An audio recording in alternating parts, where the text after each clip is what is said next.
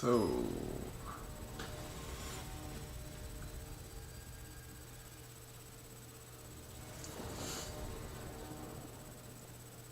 Okay, looks like it's going on. Hello everyone! Jack T. Striker tabbing in. We are finally in for another game of Magic the Gathering. And a new deck. Let's see how it goes. I hope you had amazing time everyone. Alright, I think we can keep this... what do I throw out though? I guess it will be a Drequentia. So, today we are trying out a new deck. I still have to play some games before I can go for the traditional event that I'm hoping to join in. I feel like it's better to get rid of it right now. Here comes the momentum break. So this deck is more of a control deck, but a little bit special. We have the Entity Tracker, so it's kinda like the bounce deck that I already used to have, just with a bit of a different approach. So here we are playing the Fear of Isolation to get our momentum breaker back into the hand. We sadly missed a land drop, and he didn't. Still, with 2 mana we can work. Ooh, that's something we need to get rid of soon. Okay, nice. So now we can play a Storm Chaser's Talent. So this is the question. Right now we have the options. We can play these 2 enchantments, or we can just play the Entity Tracker, like flash him in his combat phase, if he doesn't play anything else. And I feel like I'm gonna do that. I'm gonna be greedy, because once he's on the field, I can draw for each enchantment, which will give us back the momentum that we broke from him. Okay, and not such a good joke.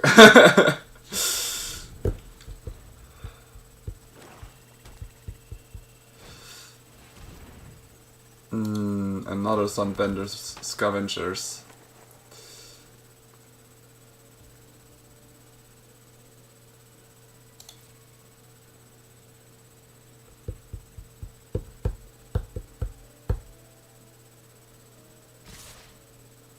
So I cannot block this guy because he's just gonna pump him up. On the other side that would mean it's less creatures that we need to remove, so I'm like, alright, let's go. Here we flash in the Entity Tracker. And now this one blocks here, and this guy blocks the Sunbencher Scavengers. So now, yeah, he's obviously gonna sacrifice this one. I made a mistake. He can sacrifice the treasure as well to pump them up even further. Even though it's just mana, but that's the best choice that he has. Now I lost my Entity Tracker here. I was hoping he would actually sacrifice a creature and not the artifact.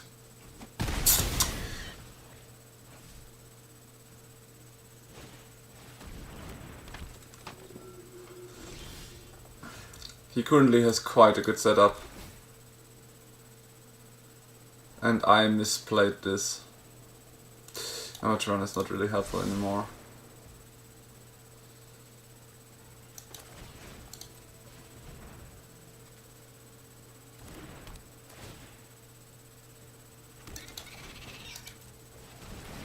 And hey, Tortefink, nice to have you here. Yeah, I made a mistake, and now the nowhere to run is not really helpful because you can just sacrifice something and then they trigger. Even on my ability, the Sunbenders will probably trigger. Yeah, figured. The only good thing is he's running out of cards, so I think here I have to put this one in front just to block the damage a bit. Right.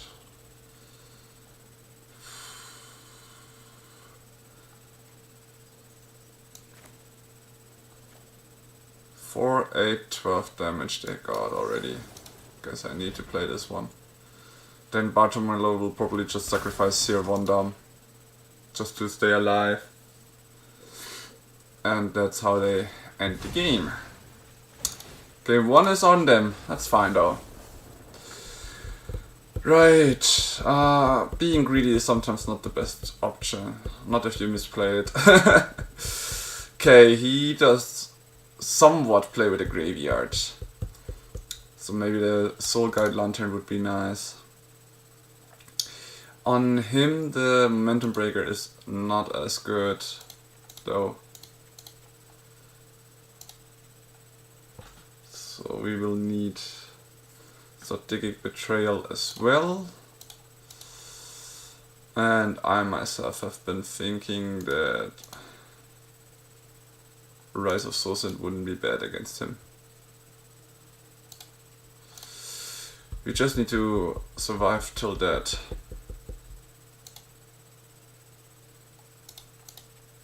Invocation would probably normally be nice, but right now we are trying something else. Alright, let's see how it goes with this upgrade.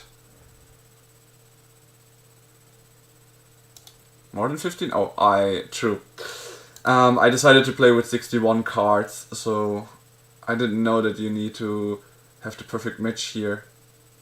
Good to know for the future. Good to know for the future. Alright. Try number 2. Okay, this looks decent.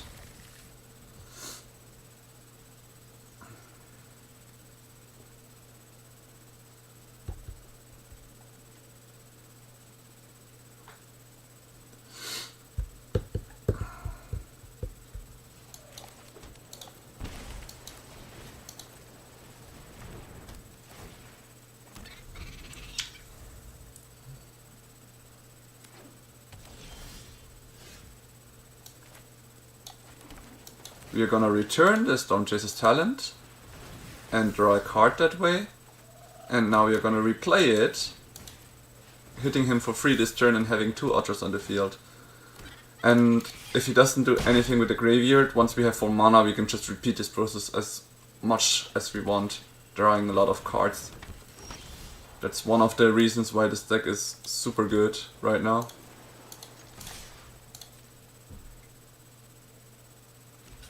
Okay, he takes one of my altars. I'm totally fine with that.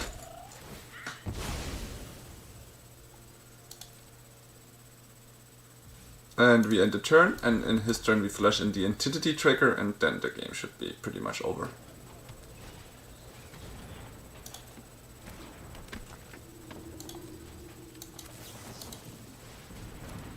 Here he comes. And here we play... Do we play the swamp or the island first? I think we play the island first. Now we are gonna get power, draw a card, and scry even. Alright, we do not need another land right now, so we can draw the Stormchaser's talent and then from Entity Tracker another card. That's huge.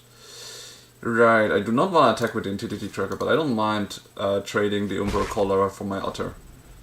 Or at least that's what I thought so. Oh, okay, Phoenix Fleet Airship. Yeah, he does work a lot with sacrifice. So I can understand the idea behind it.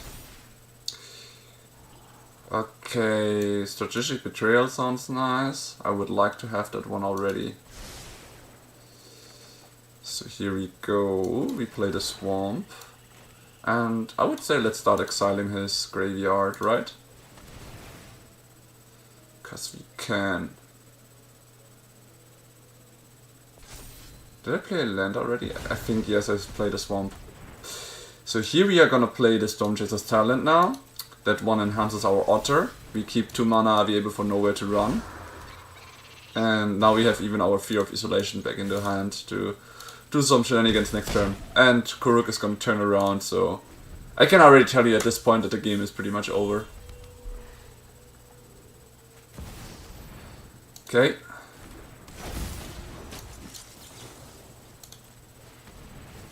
Not sure why he would play Sephiroth first, but he's not gonna be staying long.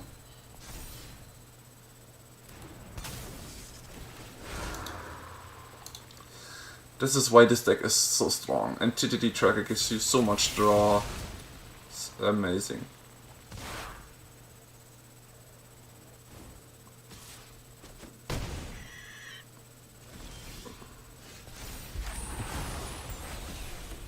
And this is where the fun really begins. So here we're playing Fear of Isolation. Drawing another card. Then we can play a Stormchaser's Talent to increase a lot of damage and draw another card.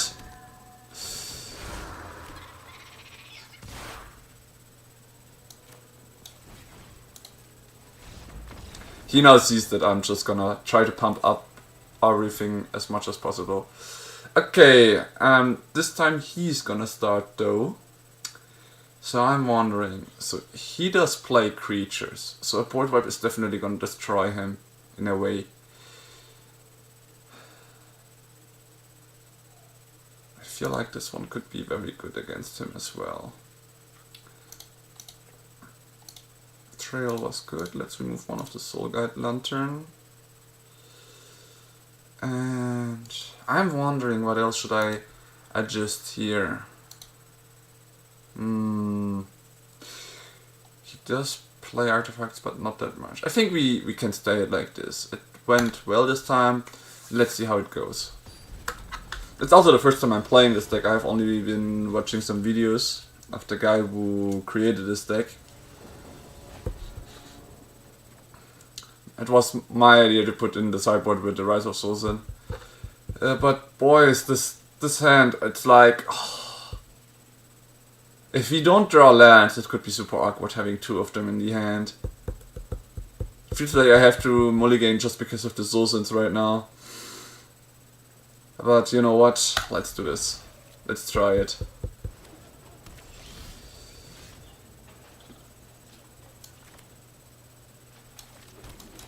Okay, since he played a tapped land, I'm gonna try to take the momentum by playing the Stormchaser's Talent right now. While I wouldn't be able to play the Nowhere to Run next turn, I will be able to increase the damage of my things. Or, because this is black, I cannot play Trajectory. That's sad. Well, I can still upgrade my Otter, making sure that he cannot stop him. Or he can, but he would lose his Gora Hound, which is nice. So now we have black-blue. Oh, a Voice of Victory. Well, I feel like he's gonna go away, because the Mobilize is very strong on Voice of Victory, and I do not like to see that. So here we remove it, also because it makes us unable to do stuff in his turn.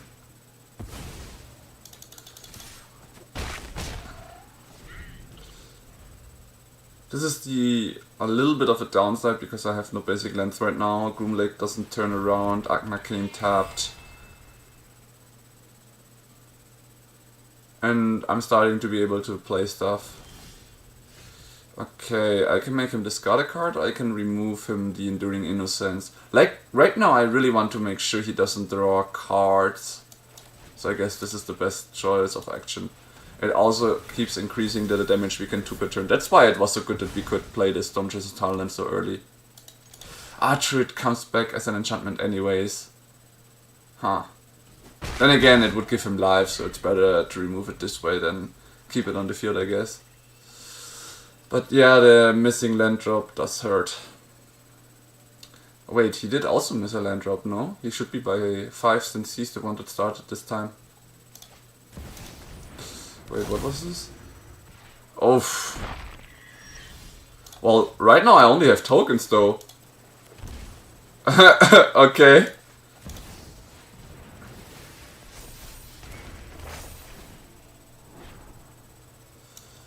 Right.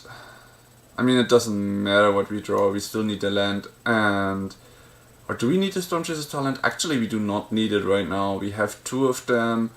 And I wanna draw land so I can play the Rise of Sosin if anything comes out of hand. Right, if he does never block, my otters are just gonna steamroll him for 2 damage per turn. That's also something I haven't seen that often. Okay, is he now gonna start sacking some stuff? So first he surveils, then he can draw a card. Not bad. Okay, I will take this opportunity to drink something. Ah, oh, beautiful, an entity tracker. And another one coming up.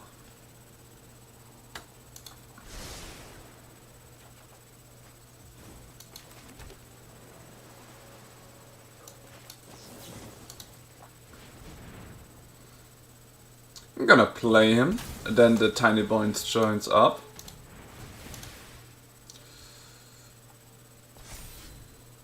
Making him discard a card.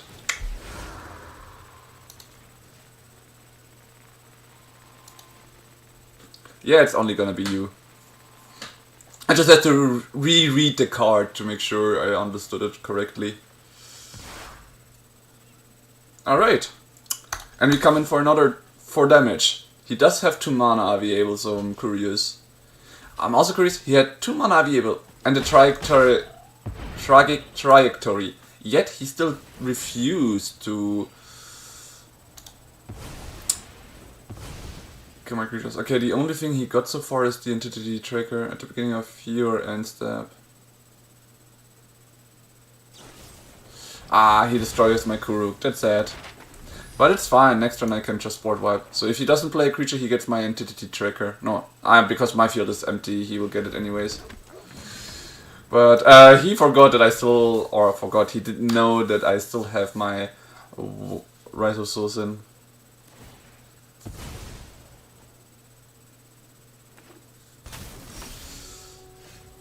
Yeah. I love that I decided to do so. As long as it's not red, it's never gonna attack on the same turn.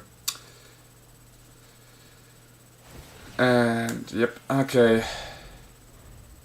That's totally fine. So what is the most dangerous things? The Voice of Victory is annoying because it disables my flash. Oh, he's not... Oh, no, he just get my second Rise of Sosin. So the Voice of Victory is annoying. And he played another one, so at this point it doesn't matter if I take it. I think I should take one of his combo pieces. Oh, okay. The Sir Vondam is one here, right? Okay, then let's just take this one out, because he can destroy permanents this way, right? Yeah. Hello? Rebrowser. Sir Vondam. Oh, wait, there exist 2 of them? There's a Mr. Exemplar. Like, this is the annoying part, so Mr. Exemplar, you need to, like, keep in mind. That's where I normally take the deck into consideration. Okay, so, I should have maybe taken the Vengeful Blood Switch so he can never regain life. He only has 1 more remaining, really? Oh, okay. So Sephiroth, the Phoenix Airship, and either these 2 are good targets for the future. Okay, let's play this guy. Let's play this guy. I do need to play something that can help me. Maybe something to discard to make another card. Would make him annoying. Would it make it annoying for him? No?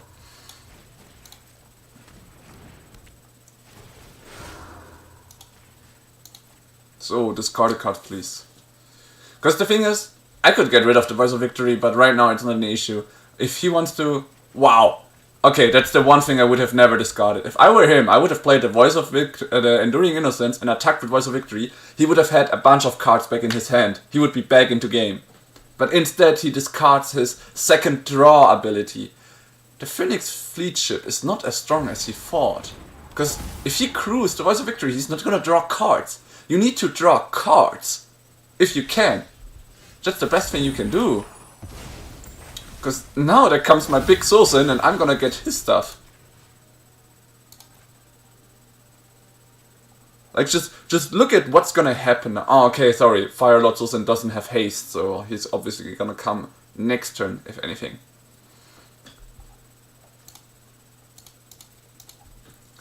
But this is one thing you should always keep in mind. Drawing cards is equal to power.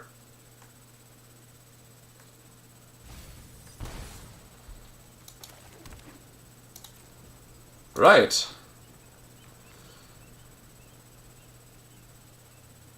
So here I'm gonna smack him, play in the Kaito. It's so funny, I put one Kaito in because I needed to be on 61 cards. And for nothing else.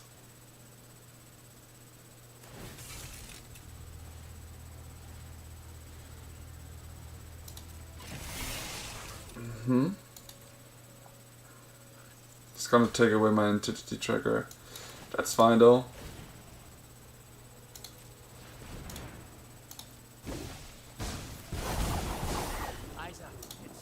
Don't worry, Pom-Pom-chan. I've got this.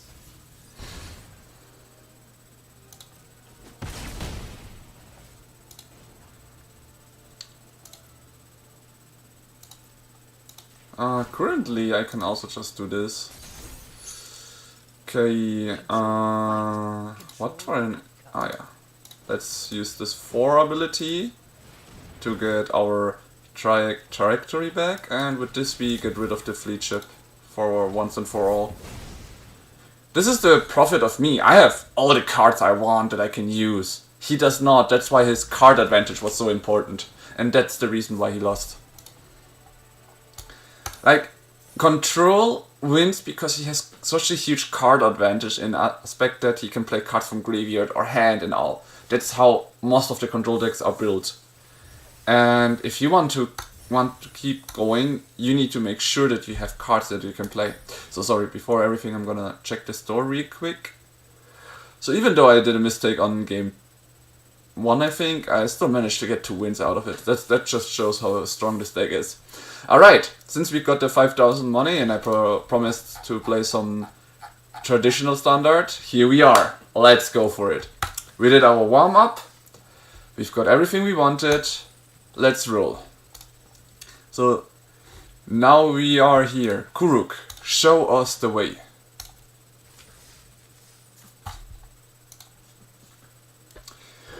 Five games, best of 3. If you win, you get play-in points, which can help you compete in a big tournament, and enough gems to be able to replay this event as many times as you want to. Yeah, mulligan. Okay, this is looking way better. You always need to keep lands. Since we have so many cards that love basic lands, I'm thinking about putting the Watery Grave into the library. Yeah.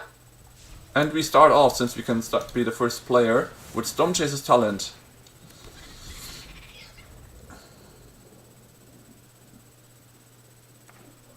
Watery Grave, so also so here we can play tapped, since we have nothing to play turn 2. Next turn we can play a Gloomlake Verge, so we can be able to play whatever black-blue combos we want to with the lands we have. Oh! Okay, he is one of the graveyard decks. That's like the hardest opponent you could have. Bring off the Last Gift is already in his graveyard, which is gonna make it quite difficult for us. But next turn, like, we will play flashing the Entity Tracker in his turn, and then we can play the Legend of Kuruk. So we can try to accelerate some things, and we know exactly which cards in our sideboard to put in. All our graveyard hate cards are gonna come in during the sideboard. Sure, have a nice trip to Hard to Think. See you soonish.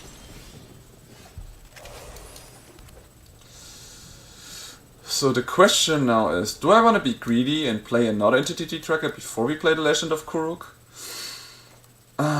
No, it's playing now is good, because now I can draw 2 cards, next turn I can scry again and draw cards.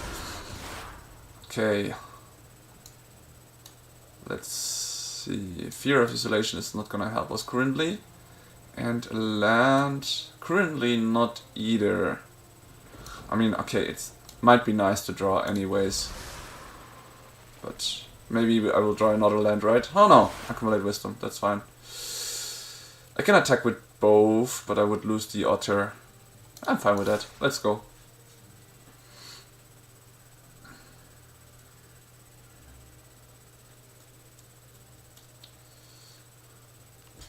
I'm just hoping that he's not gonna play the human guy already. Nope, he's not, as thought. Is he gonna destroy my entity tracker or my Kuruk? Ah, Kuruk. Right. Because now we can keep our It Will Quench here to disrupt his things. So here we are gonna hit for 2 again. And since everything here is in instant speed, we can just pass the turn here. Okay, now he's got the Harvester of Misery. That's another kind of board wipe, like the idea of his deck sets in bringing back stuff from the graveyard or using this ability, and there is a lot of board wipes because his deck is more like a reanimator mid-range deck, while mine is a little bit different focus. Okay, now in his end phase, this is the moment where I flash in another entity tracker. And I use an accumulate wisdom. Oh, we get a Legend of Kuruk back. I love this. I like this. And another one. Okay, this is pretty solid right now. Still, we can just keep nagging in his HP. And we are not gonna play him now. We will keep this It Will Quench here ready for whatever he might have in his turn.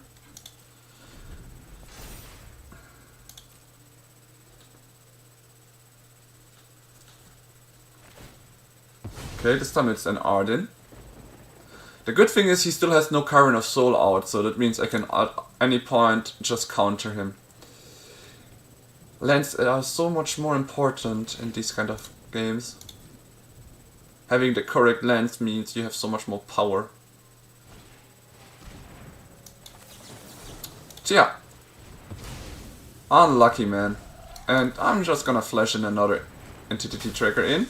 Which means next turn I'm gonna draw 3 cards from my entity tracker plus from the Legend of Kuruk. So yeah, I'm not gonna play this land yet, because I wanna have a normal land that I can use right now. Ooh, a Momentum Breaker. Yeah, we just leave it like this. And now we are gonna draw the land, then the Momentum Breaker, and entity tracker. Bam, bam. There we go. And that's a great land. A great hit, I would say. Wait. Oh, if he has another one of this Cavero, we are doomed. Oh boy. Well. For now, I will return my Kuruk back into the hand, because I'm not sure what he still has. And now I will play the Tiny Bones turns up. I really wanted to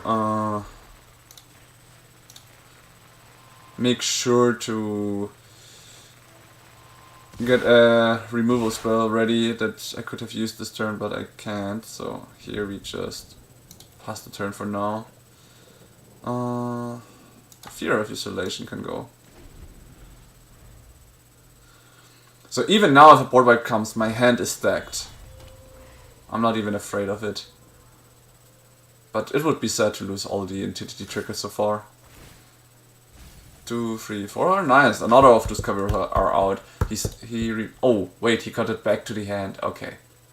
Yeah, no, this is awful. Now I'm just gonna throw in one of them. Oh, okay, he's gonna destroy one of them anyways. If she's not planning to board wipe, why would she do that though? Like, if he's planning to play the Cavero and bring in the Bringer of Last Gift. Or is he planning something else instead? No, why would he destroy one of my entity trigger then? Like, I was really thinking he wouldn't do that. But I guess he still wants to because of the Terror of the Peaks triggers. Shit, should I have blocked it? No, it wouldn't have mattered. That's 11 and yeah. Nope, it doesn't help. That's the graveyard help. I should have put another It Will Quench You back into my hand after drawing so many cards. I got greedy there. I really thought I could get one of the good hits there, but I was wrong. So here's the Graveyard Hate. Non-creature, non-land card is not gonna help us because his main carry is a creature. So the Duress is kinda saddening here, but not helpful. And these low cards are not gonna be helpful either. We need to be able to target our stuff. Then again, actually, let's keep 2 of them.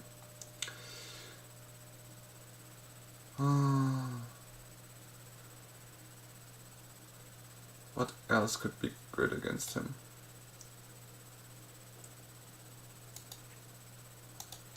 This one onto 2.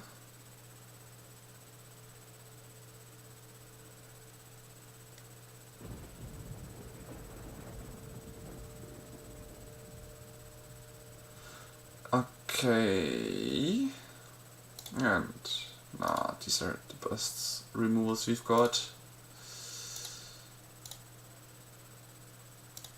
Actually, no, I think this is fine. 2 on here and 1 of the momentum breakers. The thing is, they are just too slow. You want to be able to target it, and against him it might not be that helpful. That's why I'm going down on the momentum breaker. We got a lot of Graveyard Hate right now, so that should be fine.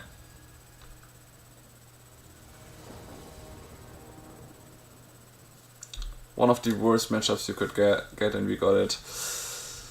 Oh well. Let's keep this hand for now. And we scry. Let's see what we get. Yeah, we do not need another land right now. We need something to play. We have Fear of Isolation, Entity Tracker. We just need more of those. Okay, and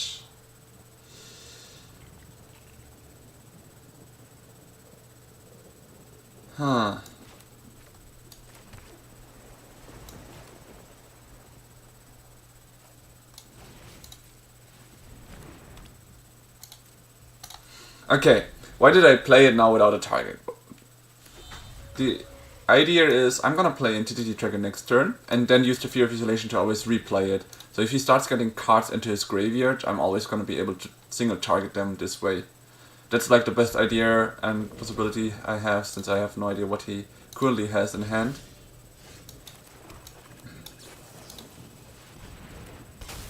I should have flashed it in his turn. I just misplayed that hard.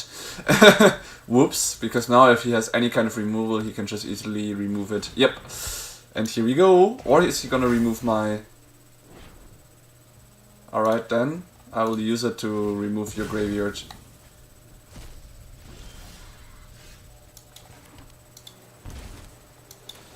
Okay, since I still got the options, I've got a Soul Guide cover if necessary. Okay, Boomerang's basics is actually nice.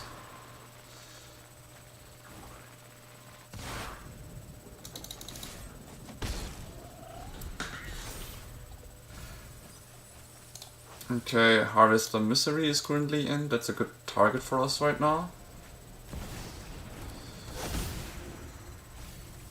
And a Bringer of the Last Gift is also in there. Alright. We know what we wanna do.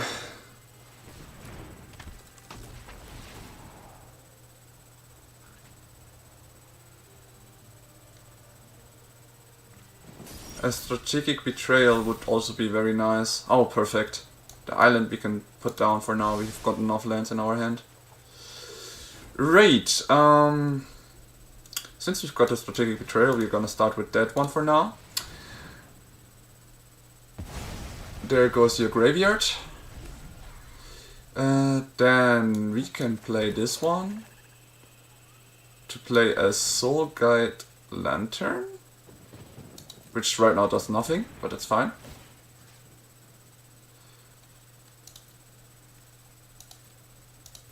Exile target card, so I have to exile a card. Oh well, my own Soul Guide Lantern goes then. And we just play the Entity Tracker, returning the Soul Guide Lantern. That way we draw another card, which is nice. And he now knows we've got a graveyard hate card in our hand yet again.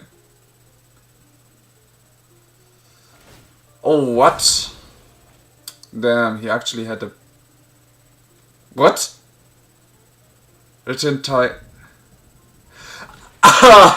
Okay, the Awaken of the Honored Dead makes him, if he does it, he has to return it. So he wanted to keep that card in the graveyard, but he couldn't. Okay, that's a funny interaction. I'll love to see that. Okay. Said he got a... he destroyed our Legend of Kuruk here. And he still doesn't have any kind of cards that I have issues with. So let's just remove one card from his graveyard right now. And then we can just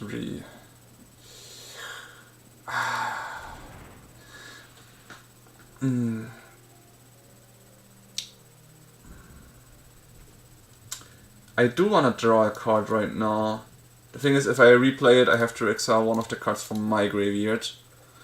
I do want to keep the Soul Guide there because of the mill-free cards, because that's the only interaction I have to stop the Cavero from doing its things, right? So, I'm just gonna pass the turn here. I can just flash in this guy, if necessary. Okay. He's got nothing interesting so far. And he plays an Oblivion Bookworm.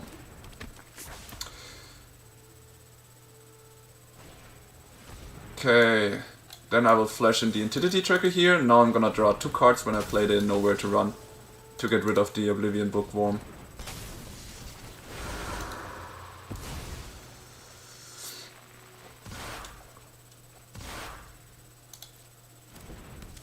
Perfect. He can get stuff into the graveyard. I'm just gonna use Boomerang Basics and Fear of Isolation to keep exiling the important stuff from him. And keep the Soul Guide of Lantern always onto the field. Right, first of all, let's bounce the Soul Guide Lantern. And play it. Overlord of the Belmont was the strongest one. Then I'm gonna do the same again. This time I'm gonna get one of the bookworms out.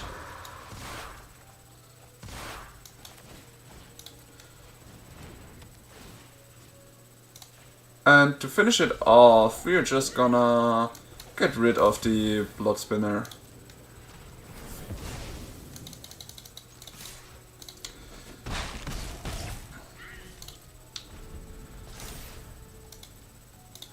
Nice. So this is complete control. I feel like we have a good chance to win this game. I shouldn't get cocky, that's why I left the Soul Guide Lantern on the field. You could argue that Tiny Bone joins up would be nicer because you could permanently remove him his hand. The thing is, he decides what he discards, not we. Which is why I wanted to do this instead, because now we got rid of the most important one, and now he has to be lucky to get something good into the graveyard again, like the Bring of the Last Gift, before he can do some stuff. Then again, we still have the Soul Guide Lantern that we can just use before Cavero even gets onto the field or gets casted. Like on the cast, I'm exiling his graveyard, he has no targets in his graveyard, he would only be able to take something from our graveyard, where we do not have any creatures. So that's why his Cavero, like his superior Spider-Man, is completely useless right now. And that's how we control the field, because his graveyard is more of an importance right now than his hand.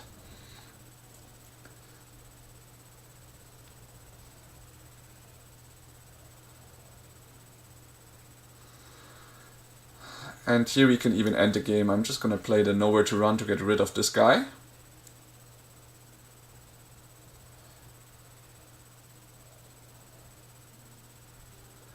And then we are just gonna smack him for 8 and see if he can still manage to hold out and or survive everything else that comes.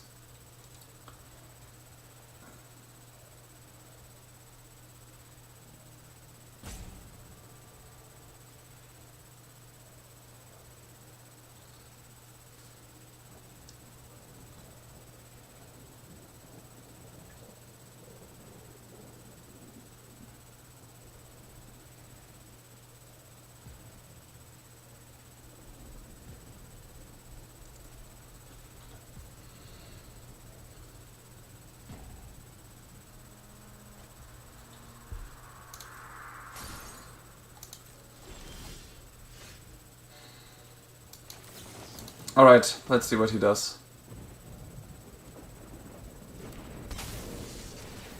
I'm gonna draw 2 cards, maybe I land on them. And yeah, the game is over. Good. Game 2. Okay, I think we are completely doing good with how we ended up changing our deck, so I will just keep it as it is. We have the issue now that he will be the first one to play, which means if I do not get any of my Graveyard Hate stuff in time, he will be able to play his combo before I can do anything about it. I do still have my It Will Quench here, so I have more cards to somehow subdue him. If he doesn't have a Cavern of Souls in his sideboard, we would be fine. If he does, then I'm pretty doomed, or we are pretty doomed. But we'll see. We'll see about that.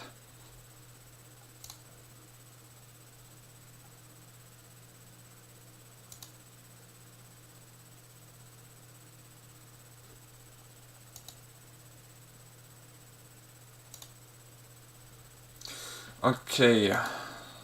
Accumulate Wisdom, Sphere of Isolation, nowhere to run. This really doesn't look that good to me.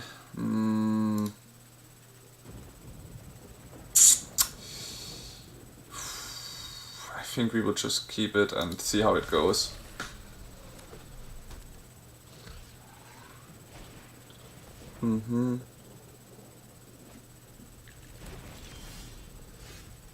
Using that thing to ramp a bit. I think we will need to use the Accumulate Wisdom so we can search through our stuff.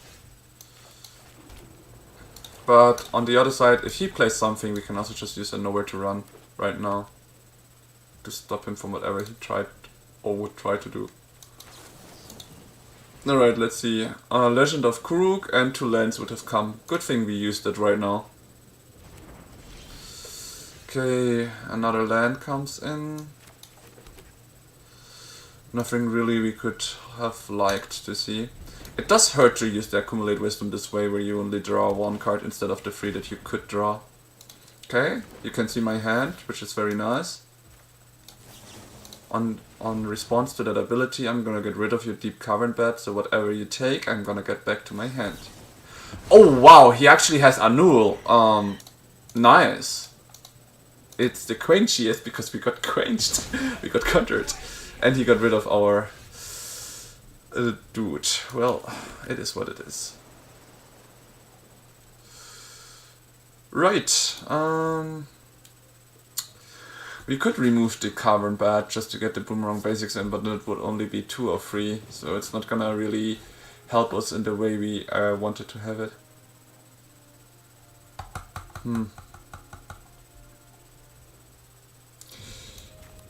I mean, I'm not sure what he still has, but I'm just gonna decrease my lands right now. It sounds weird, but I wanted to have a Fear of Isolation on the field, that way he cannot attack me. And I still keep these 2 interactions, which can scare him in a way. Okay. Now I'm not sure he's not gonna play that stuff again, so I can play the Accumulate Wisdom. Nice, a Strategic Betrayal. Perfect. Yeah, he gets rid of my Fear of Isolation, but I'm gonna get rid of his Deep Cavern Bed next turn and get rid of his Graveyard so far. Okay, it's actually not so good to use it already.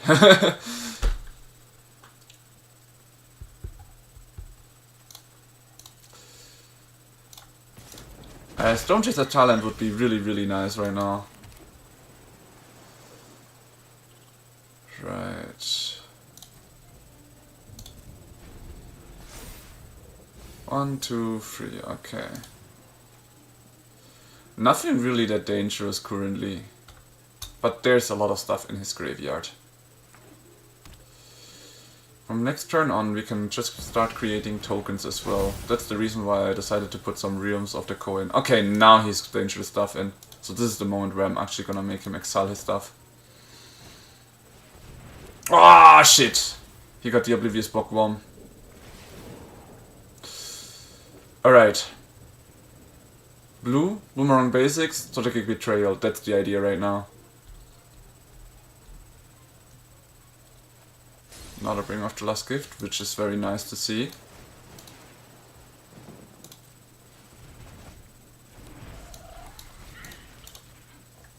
And there we go.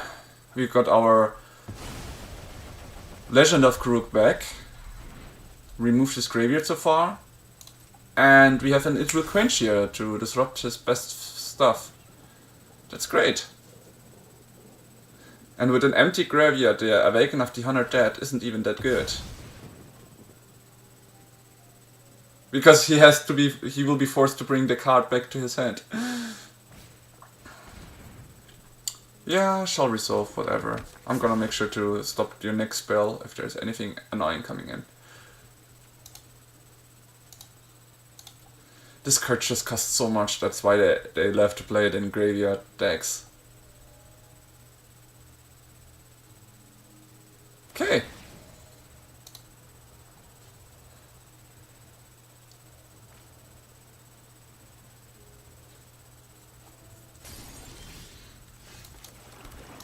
Yeah, this is the moment where I just play it. He even used this blue mana source already, so he couldn't play Anul even if he wanted to. And I've got an It Will Quench here ready. Though he does have an... okay. He just wants to remove it. I do not want that. That means that if he has this human guy where he takes over the other, it would work, but there's nothing I can do about that right now. If he makes the superior superhuman, or in MTG Arena it's called Cavero, enter, I can do anything about it, yeah. Even if I had It Will Quench here, he would have the lands. I figured he had it ready. So that means... oh, what? Is he trying to... no, huh? He didn't even have to bring an permanent back. What? Couldn't he use the ability? Because it's an additional cost to cast the spell. Okay. Well, that's pretty hard for him.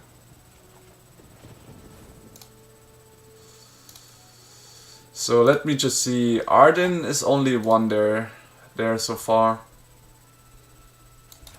Land for now. Let's just see. I mean, I would get him as a creature next turn, which is great. If I play the Strategic Betrayal, I can remove the other creature as well. So I guess I should do that right now, right? That, then this one, and I will keep the Entity Tracker available. That sounds like a good plan. So his board is empty.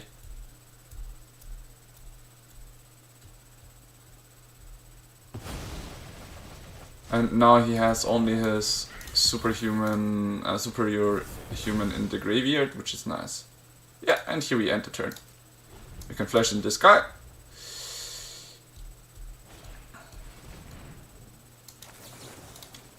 Okay, he plays the Deep Cavern, Deep Cavern Bat, which means he will get my Boomerang basics. Alright, I will be able to scry before my draw step and then draw two cards that are hopefully to my liking, which means I might be able to get rid of the Cavern Bat anyways. No, never mind, it's gonna turn around to Kuruk next turn, so I won't be able to do that. And he even comes in as a creature, not an enchantment creature, which means that Entity Tracker won't draw me a card. Well, it is what it is.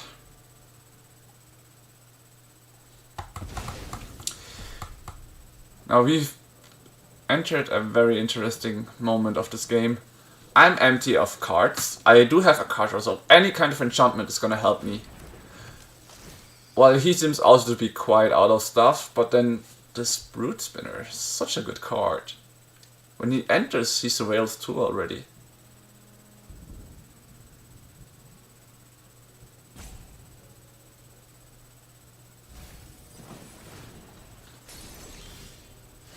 Yeah, unlucky with the land here.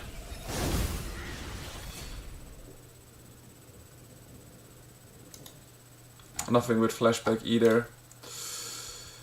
Right, I mean, I could play it and show it what I have, but it would be pretty meh.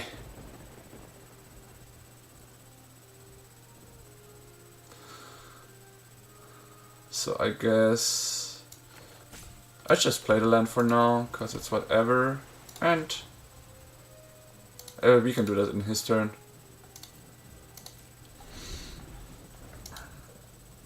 He's got currently only Cavero and this Disruptive Stoombrute so far. So right now I don't see anything dangerous. Welcome back to Her to Think. Nice to see you on board again.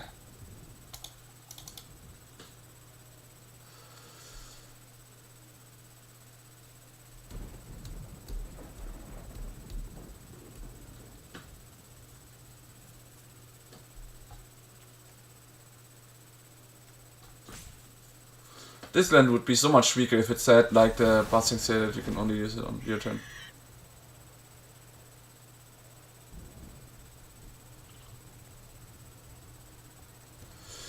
Well, it is how it is.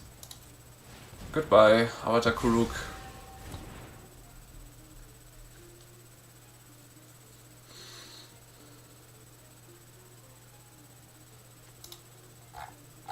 It's not our second one, right? Yeah. We still have gotten one more into our deck somewhere.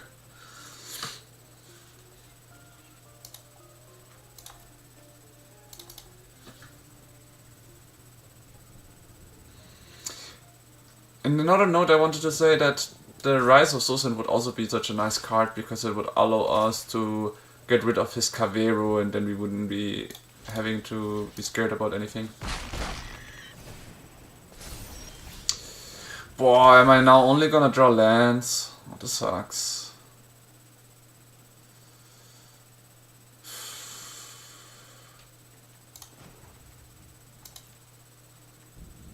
I'm gonna keep this card onto the hand for now. I'm gonna smack with this guy because it cannot block anyways. But yeah, now, even though we draw a lot of cards, I'm pretty doomed by the way we play it. I mean, we had to play it. I removed a lot of my enchantments, but not drawing any of them to get back into drawing cards, getting our stuff back. It does hurt a bit now.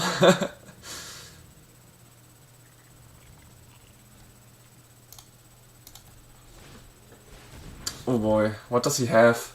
Okay, he has this one, it enters the start of one target artifact or enchantment. Okay, I do not have any of those.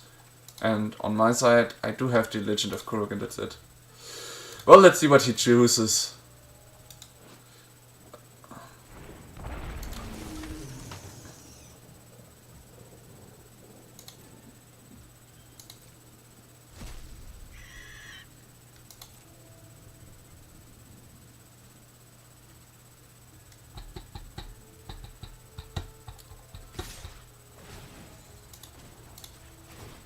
You're getting another one of those who cannot block at all.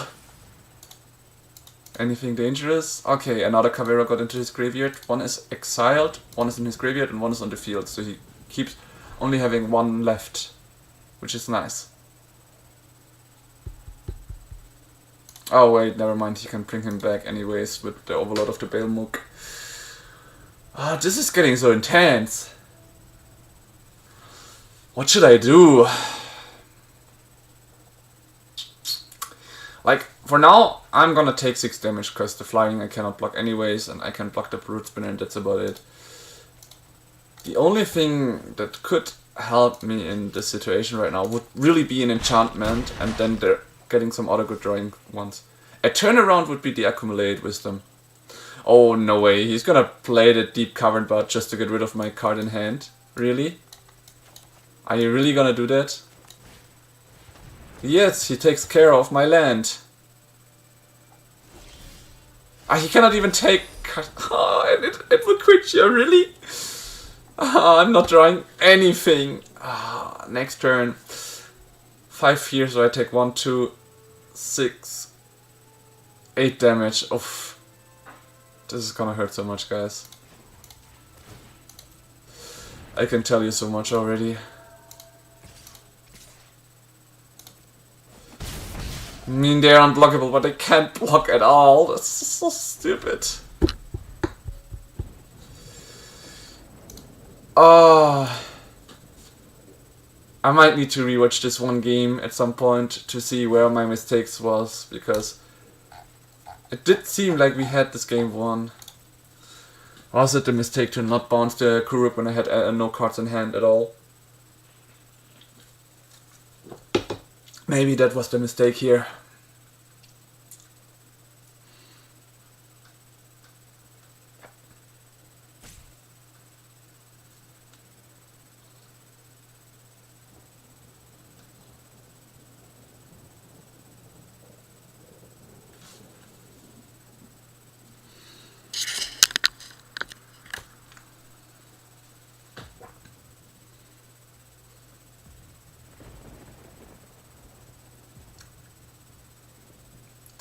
What is he thinking about?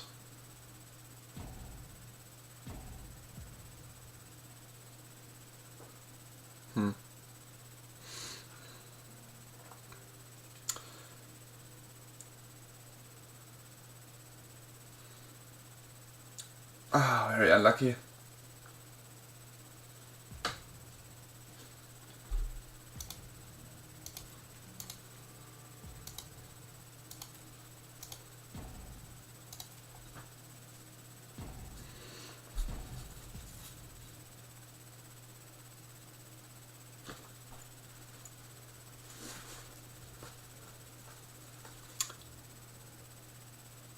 What's this guy waiting for?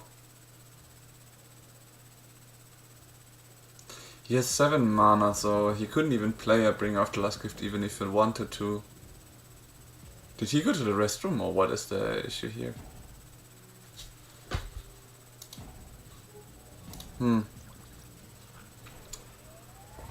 If he disconnected, well, that would be lovely. Then I wouldn't take any damage and could go into my turn, use the Entity Trigger ability. But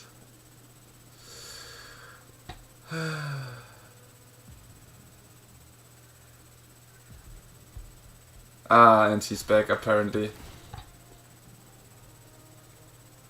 26 cards, 25 cards remaining in his deck.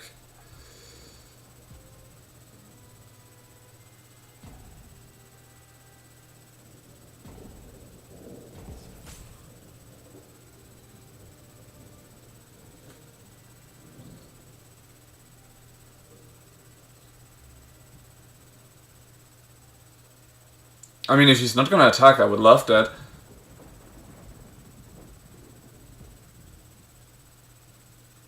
Are you for real? Like, he played a land and that's it? Okay, now he's back, I guess. The Overlord of the Bellmark, such a good card. Honestly, what is taking this guy so long? This is really annoying if I have to wait so long. 5, 6, 7 and 4, yeah, I wouldn't be able to survive it otherwise. This hurts a lot, losing my Entity Tracker like that. Probably I'm now gonna get some random enchantment, which wouldn't help me much because I just lost my Entity Tracker.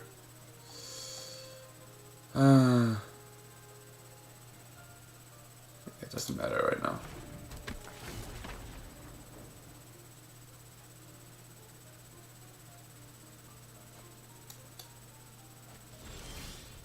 Okay. And it's GG. I mean, I could get rid of this, bounce this one, and that's it. I wouldn't be able to block anything. He has too much HP. Pretty unlucky. I have to rewatch this game. Like, this is the biggest counter matchup for this game, because even though you destroy the things, they always come back in a way. I think we just finished all our order missions. In any case, yeah. You gotta move on. Unlucky first game. But it was really frustrating. What was taking this guy so long? He just needed to go for one attack and everything, but he was wasting so much time. Did he have to go that fast to the restroom, or what was it? I really don't know. It just infuriates me, that's all.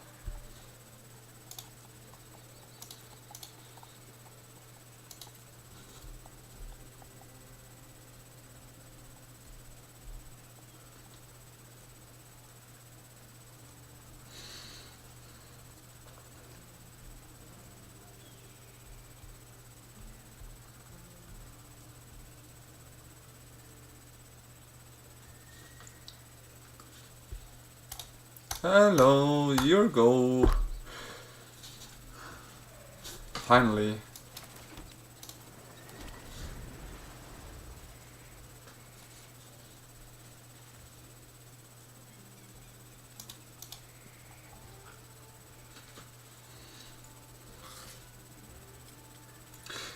Alright.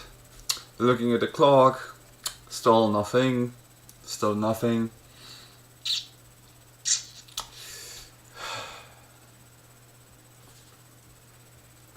It's so fun.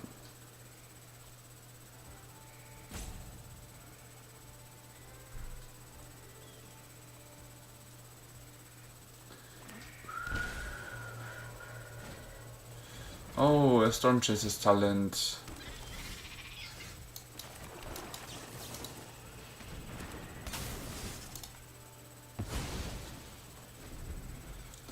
Finally, is this guy playing? Nice. Finally.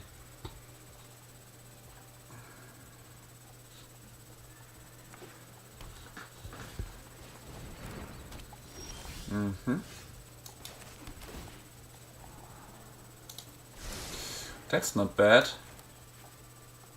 Let's make him discard a card.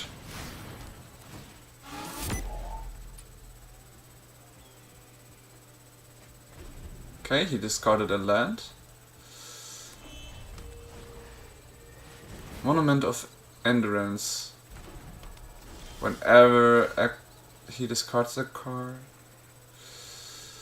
Oh guys, this is awful. Because now he can get stuff by discarding cards. So the momentum breaker wouldn't even help me that much. Let's return the Nowhere to Run for now. And here we pass. We have an It Will Quench here for whatever he has, and a Nowhere to Run to get rid of some stuff. Yep, nope. You're not gonna get another momentum breaker. Momentum of Endurance out.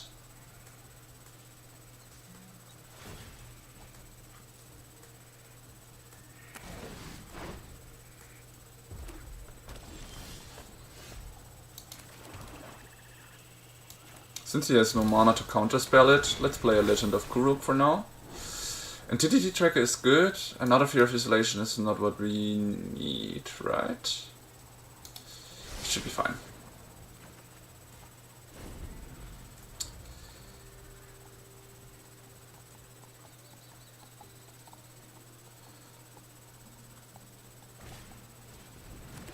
Okay, a Gran.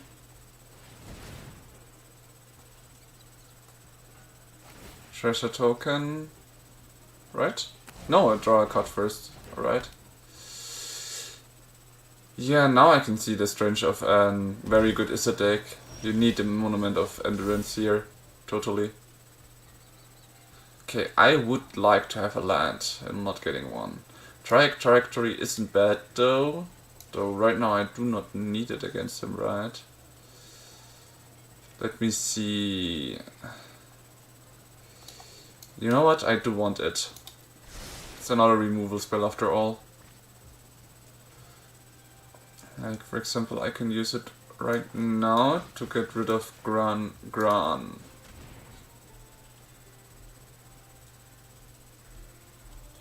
That way he will lose that. And I'm just gonna pass the turn here. I have one removal spell ready that he knows of.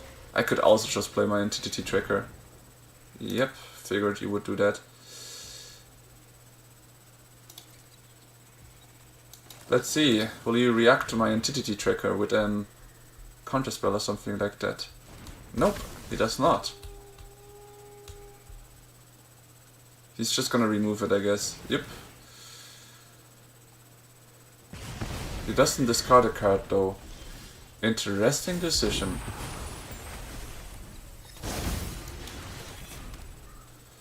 So, let's see.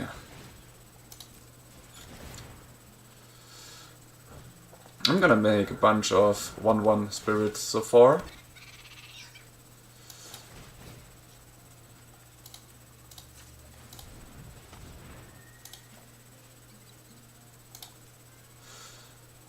Oh, maybe I should have done... He didn't want to discard it. Maybe I should have done this first of all, like, get the momentum breaker and make him discard that card that he didn't want to discard. Damn. Fucked up a little bit. Alright. For now we will take back the momentum breaker.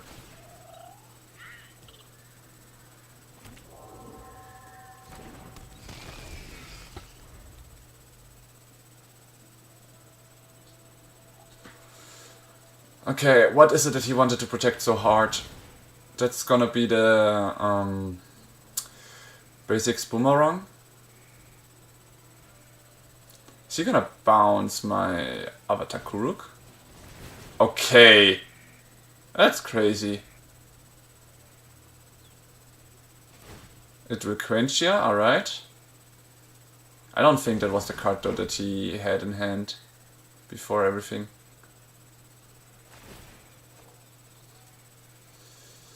Now I see the strength of this Issa deck though.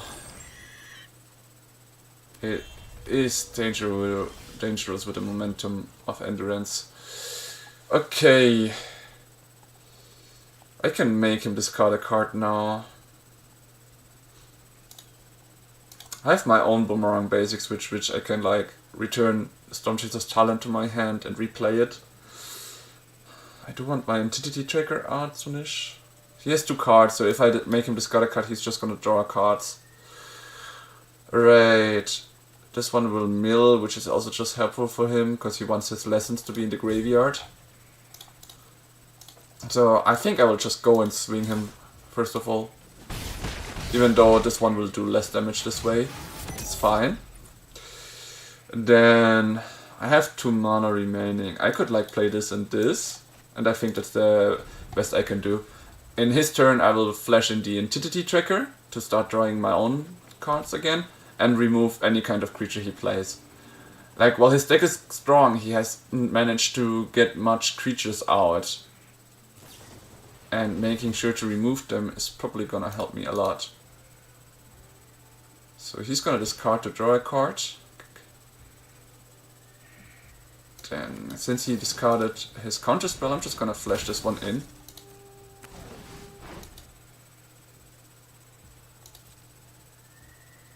That way I prevented him from getting rid of my stuff. And accumulate wisdom. Why would you discard something like that right now? He should have just waited for all of his steps to be over and then used it to draw 3 cards. This is again such a... Understand that other game was terrible, but why would you discard and accumulate wisdom, which you could get first completely back your card advantage, and then decide to cast any kind of spells to just draw back new cards? Yeah, I'm not gonna be able to disrupt that Monumentum of Endurance number 2. So his idea and his last chance is probably to drain me to death by playing a lot of spells next turn or something like that. Ah, another accumulate wisdom. There we go.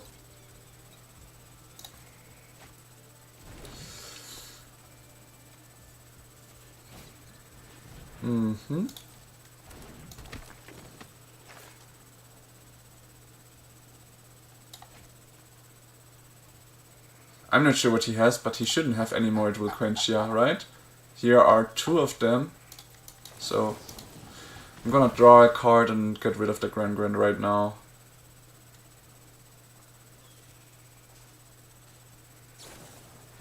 Firebending lesson, yeah, I expected as much.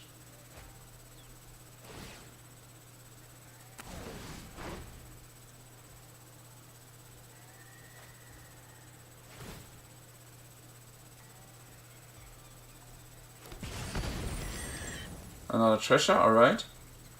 He probably has another firebending lesson or something like that in hand, right? Goodbye, Entity Tracker. He released the field before nowhere to run enters the field. That's fine though. It was a bad decision after all to play it just because he discarded his it will quench, yeah.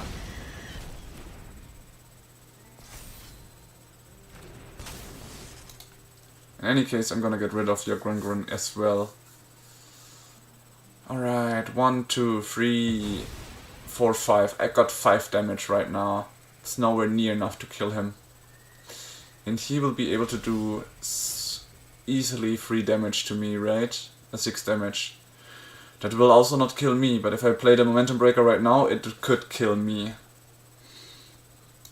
I think I shall just play the Legend of Kuruk right now.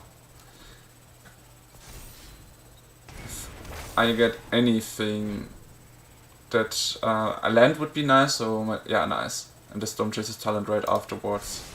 That's perfect. So now I have an counterspell ready. Yeah, exactly. Wait, 1, 2, 3, 4, 5, 9 damage only. I could only do 9 damage.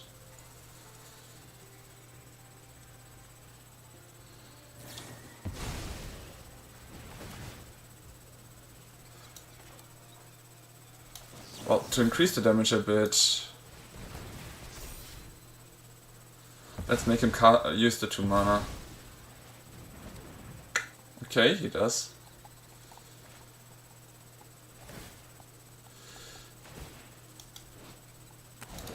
The key card in this deck is the Monument of Endurance, an artifact. Good to know. Good to know. Wouldn't this deck be made way stronger with Mistrise Village then? To make sure that this one always hits the ground against blue players?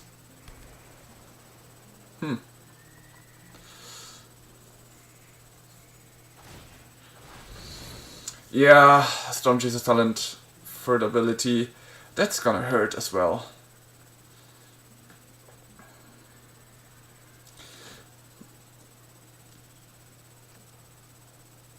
I feel like the Rise of Soulsang could be good just because I can exile 4 cards of the same value. Like, once the Momentum of Endurance is gone, I could get so much more control over this.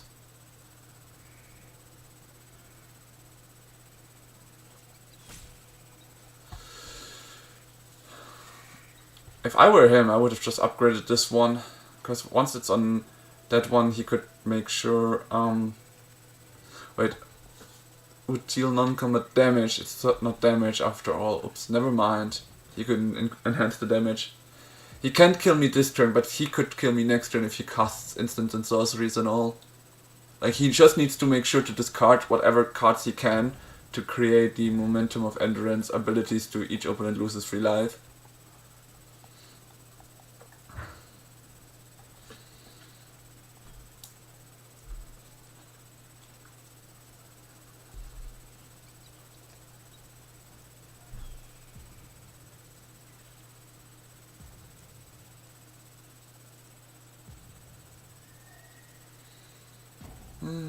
Thinking a lot, this guy.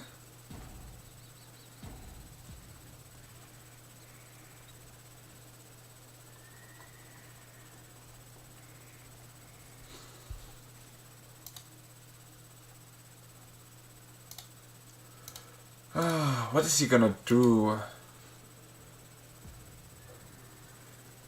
He's just waiting and waiting. And now he passes the turn. With 5 mana still I'll be able. Alright. It's interesting. I can get another card into my hand for now.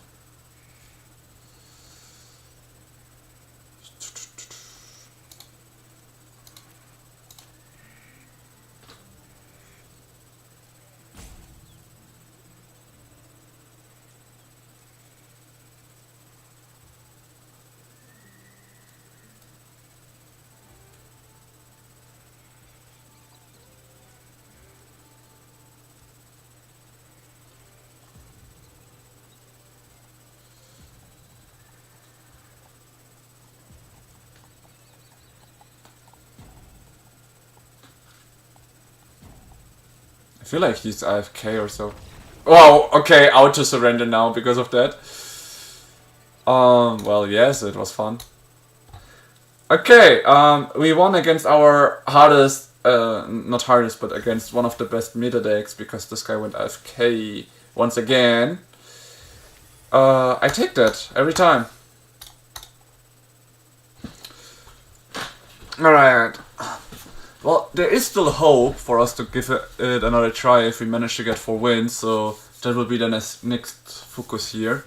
Let's see if we can manage to do that.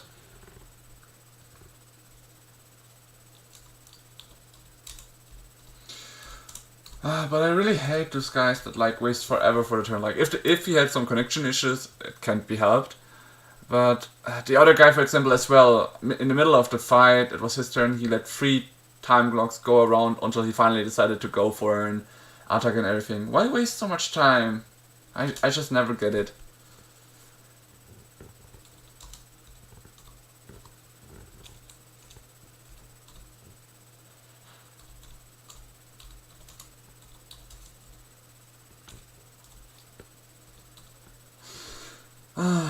Always the worst for those who just try to buy some time and everything. Always stay hydrated, guys. Always stay hydrated. Alright. 4 wins should be doable though. Let's see that we can get the 4 wins done.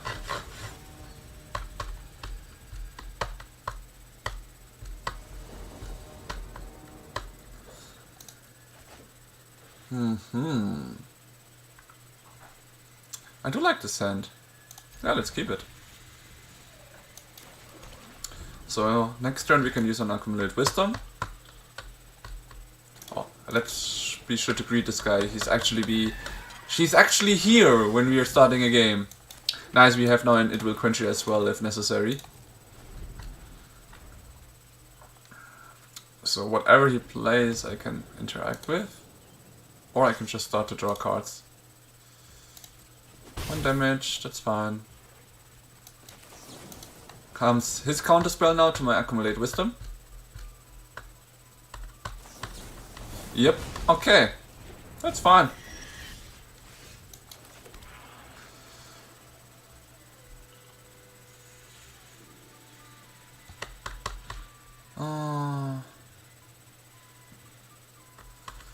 I did play a land. So it would hurt me to just bounce my own land right now. But bouncing him would just deny him 1 damage on me. No, I'm just gonna pass the turn here, I guess. Yeah, another siren shall happen.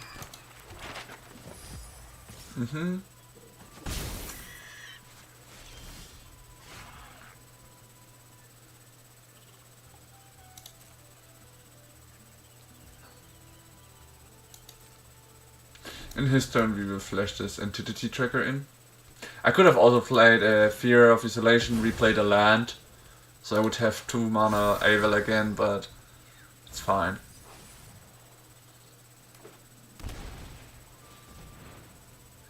Shall resolve. To think that he had actually 3 sirens on the hand or just drew them so soonish. That's surprising. Yeah, we let it pass for now.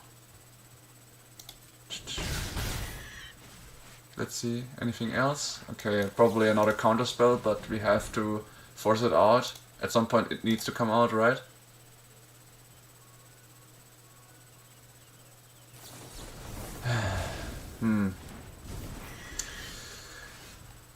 Alright, this is nice.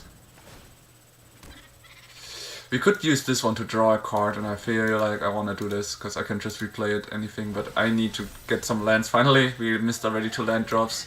It already hurt more than enough. And it's gonna hurt even more because we are not going to get our land drops anytime soonish, apparently. Damn. 24 lands is apparently not enough sometimes. The other game we got floated, this time we are starving them once again. And the control fired as well.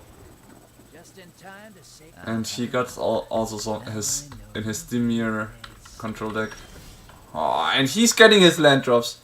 You've got to be kidding me, right? What the fuck?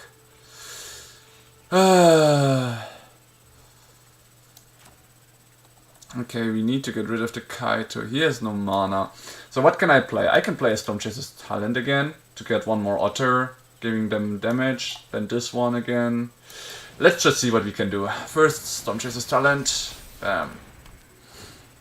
We're gonna bounce our own stuff though.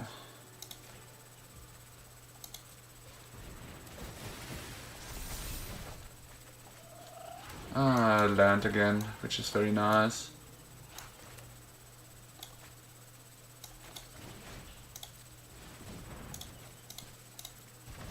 And now we're gonna hit with both Otters our biggest enemy, the Kaito. He's just blocking with one of them. Oh, with two, he wants to get rid of one of those. That's fine, I'm getting rid of two of his creatures. That's perfect for me. I still have two blockers to make sure that the Kaito cannot surveil and take my our stuff. Oof. Deep Cavern Bat, he definitely wants that. With his surveillability he will get it and even play it. I'm not gonna allow him to do that though. I'm ready to sacrifice my Fear of Isolation for that. He's got 4 mana I'll be able. 2 mana I'll be able, so he might have a counterspell ready. Your secrets didn't stay hidden for long. And he removed one of his lands, alright. Alright, let's see what you have in hand, right?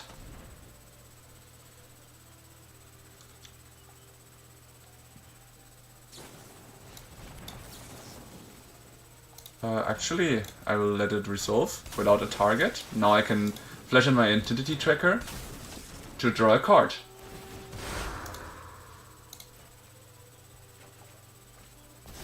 What is happening here? Why am I missing so many lands right now? This is ridiculous. 6 damage this turn and he will be able to draw cards. It's gonna hurt, but I have to let it through. If he gets rid of my Entity Tracker now though, that would be devastating. I can get 2 Stormchasers out next turn and I would be able to draw cards if my Entity Tracker stays on the field. Okay, either my It Will Quench You or my Legend of Kuruk should be gone. Is even viable in Standard? Ninja's itself not, but the Kaito is because he's a commander. Like, he has a good synergy with the Footprints Droner, so you can like recast your stuff and everything. Oh, now he knows what I have in hand, so this is a little bit awful. This is a mana starved. This is feels terrible. Just feels terrible. Okay, I'm gonna take 4 damage anyways and get rid of one of his creatures. I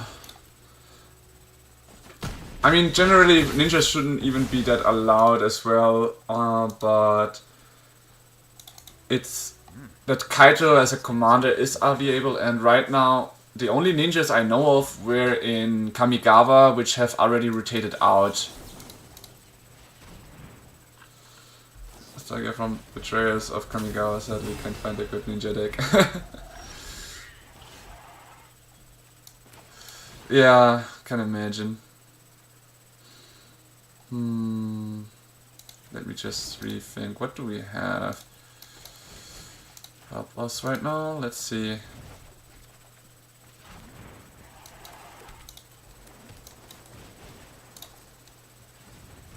And this is the first round where we are sadly doomed. Spyglass Sirens, 3 of them was quite lucky for him, and not drawing any lands did kinda fuck us a bit for our rotations and everything. Right, game 2. Doesn't mean that the entire game is over. I mean, there are some good ninja decks if you want to go for commander, but for modern, I'm also unsure if there's anything. Wait, does he need a graveyard? Actually, not really. The Rise of Sozin? Not feeling sure about that either. The Duras can be helpful here. All the discarding stuff is nice. In MTGA, sadly not. Or maybe it's still building up. I'm not sure about that. I have to recheck it. I will check that out for my next stream. If you want to come back, then I will definitely tell you there. Because today is a little bit of a tiny program, but generally, yes, there exists some good stuff there. Do I want a Kaito of myself? That's the question, right? I feel like I do. Does this one help against him, though? We are mid-range, and it's not really that his deck in itself is that strong for me. Yeah, I guess the Kaito in that is good. Which card felt completely useless? Oh, the Accumulate Wisdom didn't give me what I hoped for yet. Fear of Isolation is good against him. No, actually everything seems fine. I don't feel like I need a Kaito right now. The Duress is helpful though. That one felt a little bit weak. Actually, I can remove 2 of them for 3 of them for 1 Sozen and 2 Kaitos. Let's try it this way. It's now a little bit more going into late game, but this is a late game anyway, so I feel like that's the best choices. It's just that my It Will Quench You felt a little bit weak against him because he got so much better lands, so much faster and better lands than me. Okay, we have lands that enter tapped. This is a very, very slow hand. Since we are already quite down, I'm actually mulliganing this one.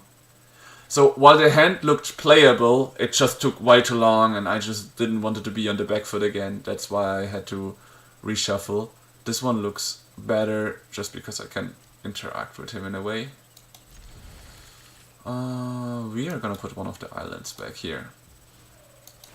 The reason why I didn't put the Watery Grave back is because the mana will come in handy.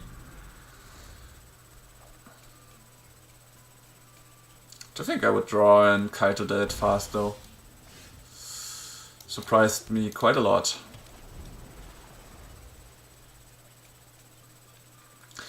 So normally I use it to bounce my own stuff, but right now the idea is if he plays anything annoying, I can remove it. In my turn I can play, in his turn I can flash in the tracker to then in my turn ninjutsu.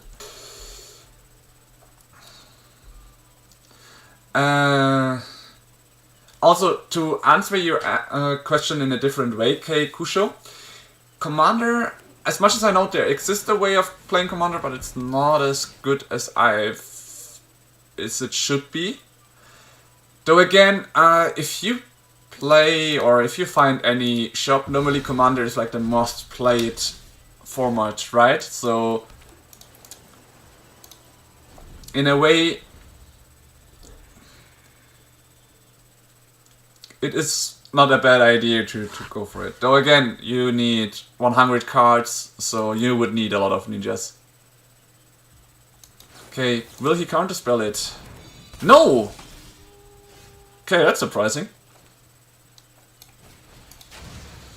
It's called Brawl, but I think it's like regular Commander, but it's 1v1. Yeah, that's probably the case.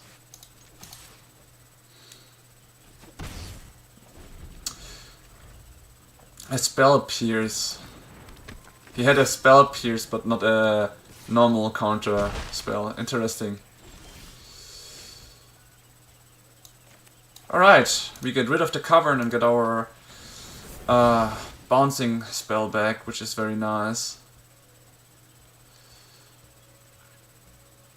I could bounce his Cecile Dark Knight. I think I'm gonna do that. Just cause I can.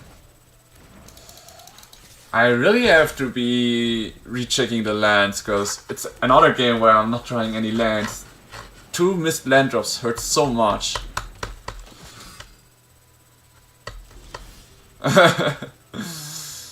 It is fine. It's fine, it happens to the best of us. Alright, what do I do here?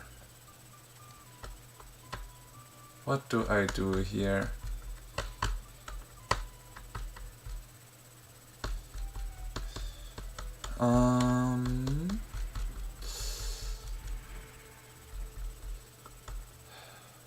Because attacking just doesn't seem to help. And I'm not drawing any lands. Let's see. Okay.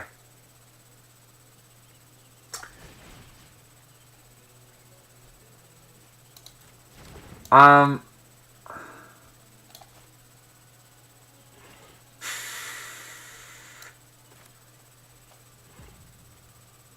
feel like I'm just better if I play the Fear of Isolation so I can get my Kaito in. Maybe I should have played the Duras before, but let's see what he does now.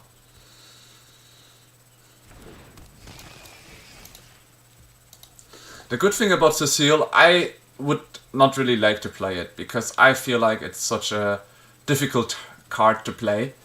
Whenever you attack, you deal yourself damage. Oh, he has a Tishana's Tidebinder, which is very annoying if I play my own Kaito.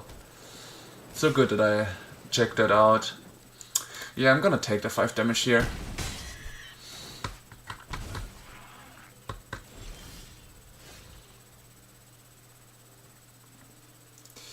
He can cancel the ability. This is so stupid, just... I'm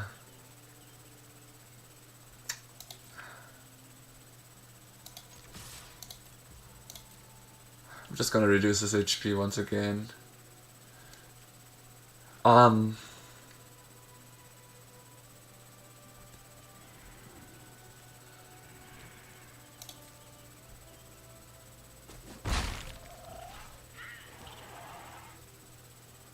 feel I have to like flash in the Entity Tracker next turn. Or just now. Let's see. If he has a removal it shall be, but I will block one of his free damage. Okay, that's a lot of damage coming in. Oh! What? 1, 2, 3. I would have drawn 3 turns later my land. This is amazing. 2 games in a row, I'm getting so mana starved. Okay. Yikes, this really hurts. Well, I could ninjutsu it, just keep 1 mana, but it's just as stupid. Maybe I shouldn't have attacked here, but it's whatever. This game seems pretty lost. I have to say this is pretty unlucky. Like 2 games in a row being super unlucky with the lands and all really is not lovely. Okay, wrong basics to get rid of one of those lands, I guess. Oh. Non-lands, yeah. I shouldn't have attacked with Fear of Isolation here, but whatever. I'm just gonna take 4 damage here as well.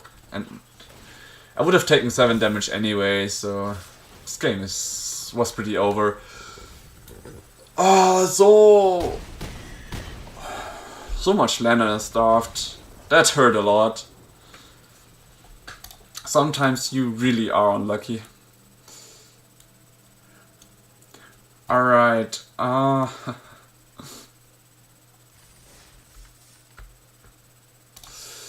okay, 2 more games remaining. Then I will be doing a little break.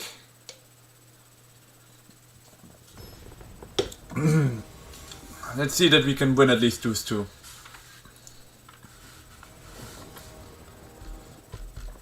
Some games are just really doomed in Magic. Feels horrible to lose because of mana starved. You can build your deck however you like. What is this? On the other side, I did mulligan a hand that was very slow at the beginning, but then again, it was just way too slow to keep in any case.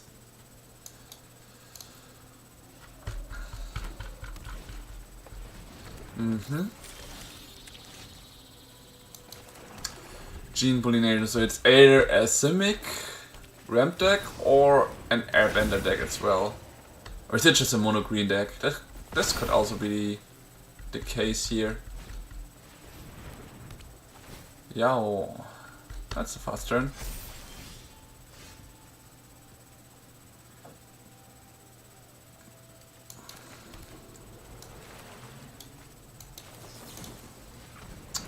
I want to get rid of the Vegetable Cup already, because this one gives him so much mana. That way it reduces the mana a little bit. And in my next turn I can get rid of the land by returning it to the hand. This is so powerful.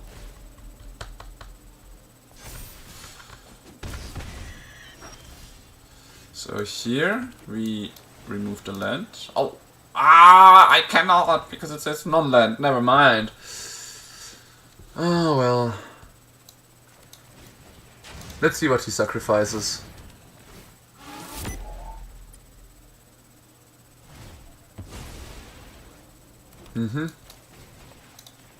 I figured he would do that since he gets... Maybe I should have returned to nowhere to run. Maybe it was a bad decision here on me, but...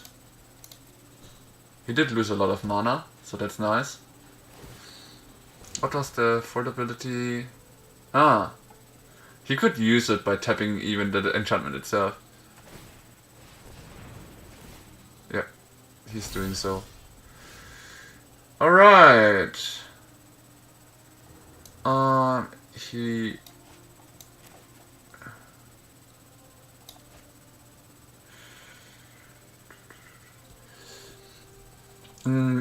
Since I can flash in the Entity Tracker, and I wanna start drawing a lot of cards, I will do that next turn. So I will see how he decides to play it. I also have a dual quencher for the worst case. But I can survive one round of damage. I want to upgrade myself right now, so...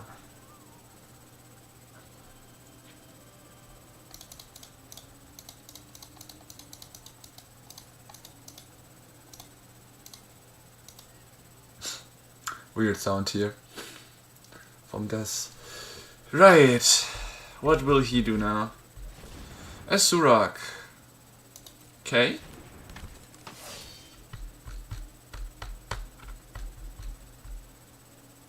If he puts the counters on the Scavenging Ooze, yeah, I figured. That's 8 damage. I'll take those. And now the Entity Tracker comes back.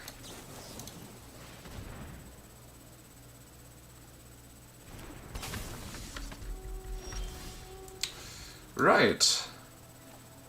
Let's make him sacrifice a creature and draw a card in response.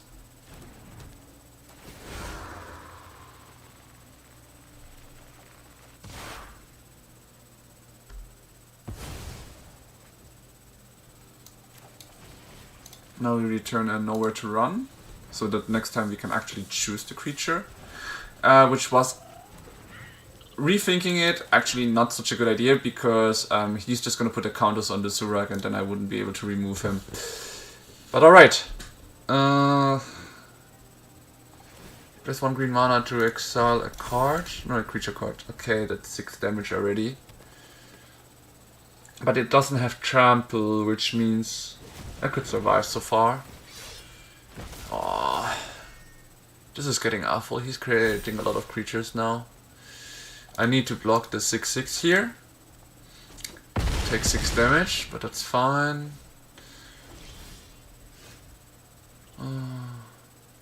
I can get rid of this one. So I can play this and replay stuff. Alright, let's make him remove a creature of his choice. Yeah, it's not looking that good, but what can you do? With some luck we might even be able to draw a land. If not, it might be over anyways. Maybe it was better to play this guy, but I wouldn't be able to play it. Yeah. A little bit too fast, but it is fine. We can bounce back here. Okay, Rise of Sozin. He does like to exile stuff, but that's it. He does have the other card, Disenchantment. So here, the faster the better. Let's go with 2 Rise of Sozin. No, 3 of them. Board wipes will always be strong. Dual Quencher is not gonna help against him. So what we saw. This one we can reduce to 2. 3. That way we have more removal stuff. Being able to remove his stuff is gonna be helpful. Let's see how it goes. Let's see if my decision was correct or not. Okay. This looks quite decent. We've got 4 mana to start, we've got a Soulsin already in hand, and we've got 2 removal spells, one of them being very fast.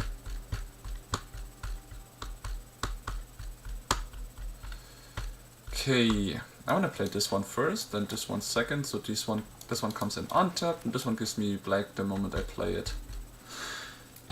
Yep, rough games, but this is how it is when you're playing in a special event where you're trying to get quite the value out.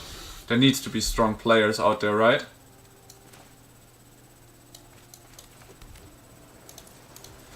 So here, he didn't play anything, so I'm just gonna flash in the nowhere to run. Unless there's no target to begin with. Then again, I actually want to bounce it back with the Fear of Isolation. Which means I will not be able to interact that well in his turn, but it's fine. Some could argue I wouldn't need to use resources this way, but next turn I can use both of them again, so it's totally fine. Oh, Frenzied Baloof. For damage this turn, it's fine.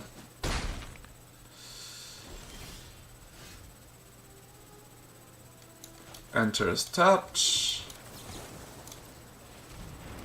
So, goodbye Frenzied Baloof. Then Trajectory. And we are smacking him for 2 damage ourselves. That's good that I decided to get away with the counter spell, because it wouldn't have helped us anyways. Okay, we've got our lands, which is nice. Let's get a removing spell. Just...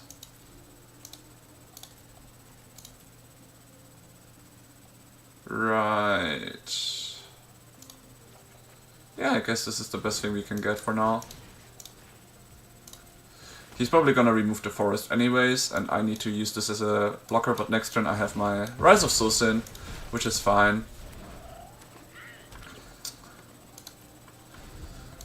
So I hope he plays now a lot. 5 mana, another Innkeeper's Talent, Llanowar Elf, and his last card. Come on, play it as well. Ah, that's a bit sad.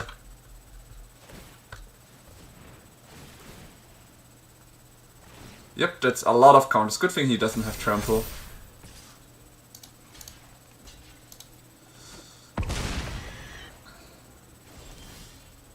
Alright, here we play Rise of Soulsin.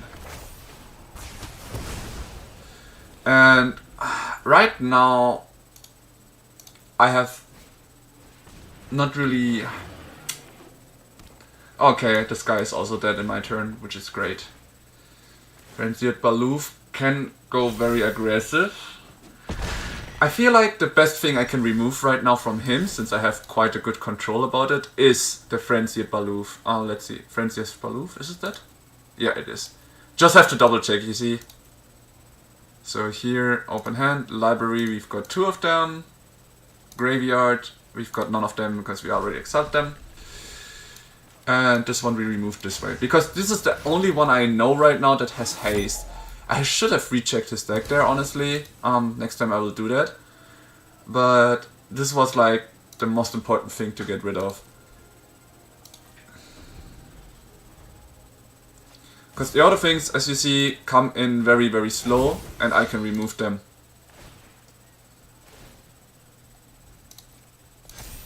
Even if he has Ward. Let's see, will the Exile of Soulsin trigger the Trajectory? Yes! Oh, this is awesome. So let's play a land. We choose this guy. There was... Nowhere to Run! Also such a great card. Actually... I mean, I have nothing to cast anyways. Oh, okay, he surrendered. That's also fine. So yeah. Rise of Soulsin, great implementation here. Good thing we got rid of it with Quencher, because that one's not gonna help. His main enchantment, he only has one enchantment so far, but he does have a Planeswalker. But the Planeswalker is not an artifact, so I guess we keep the counter spells out. And we keep what we have right now. It did work very well this time.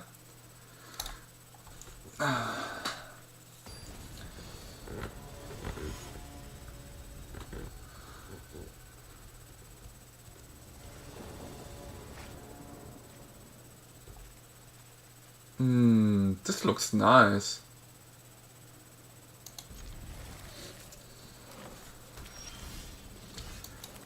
Let's make him discard a card.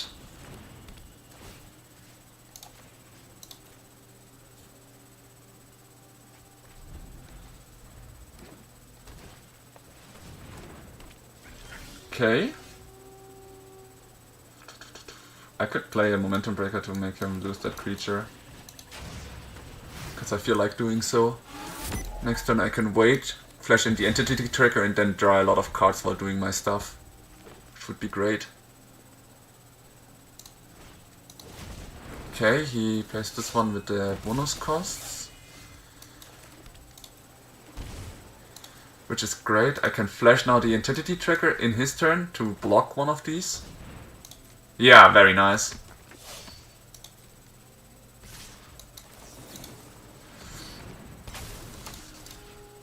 Perfect. One down. Didn't cost me much mana. Right, so let's see. Let's play Momentum Breaker first, so he has to choose which creature he wants to get rid of. And we've got this one again to get rid of his graveyard as well. Great. Yeah, let's make this.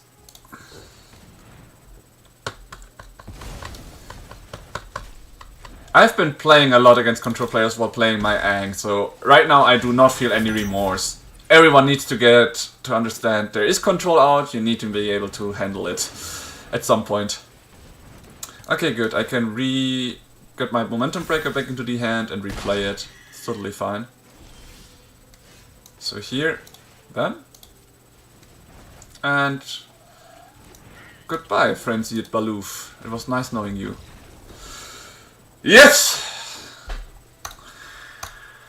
That's why I love to play best of 3. Adapting and replaying.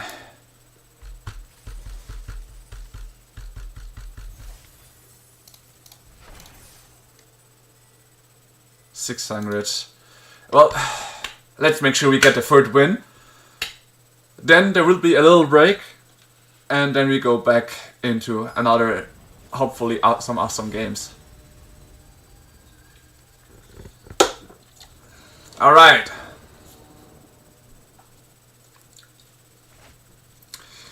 Yeah, no. A lot of lands, way too many lands. Even though I have a land that can allow me to draw cards, this is just too much. Yep. Do I put a land down though? That's the question right now. Or do I just put the Accumulate Wisdom out? Nah, it's draw card. This is a draw card, this is a good card. Okay. Here we pay to life and make him discard a card. We start with one card less, you should start with one less as well.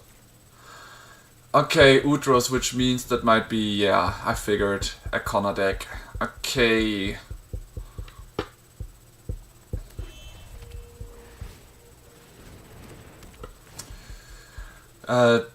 This might be the one we will be losing very quick, because Connor deck, once the Connor is out, the game is over. We only have currently one fast card to handle it.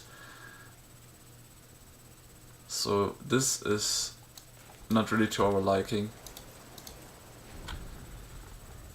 Because sorcery speed cards cannot really help against this guy.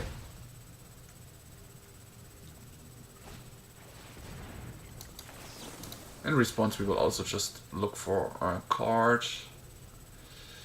Watery Grave, because it can come untapped if necessary.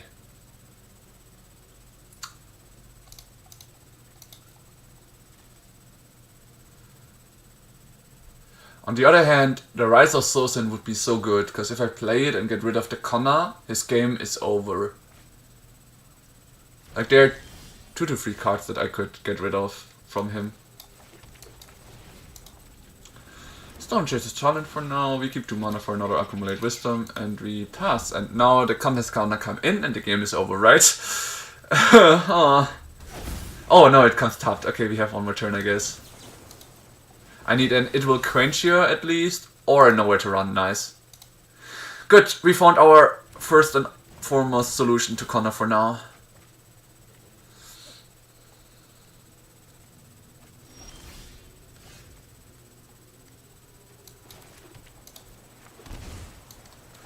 Okay, we play the Storm Chaser's Talent again, and we keep 2 mana open for Nowhere to Run.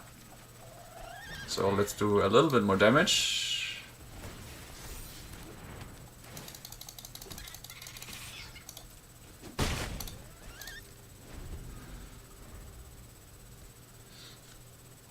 Did he find a Connor already? Yeah, okay. Counter spells will not help against him. So what he needs is Connor and his Omniscience, and we are now gonna get rid of that Connor.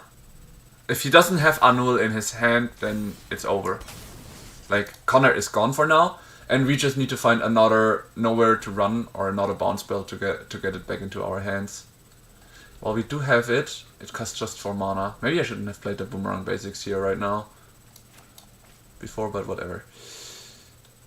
Come on, let me get rid of Connor, please. Okay. Well, at least he couldn't manage to keep him. And we have another Nowhere to Run, which is great.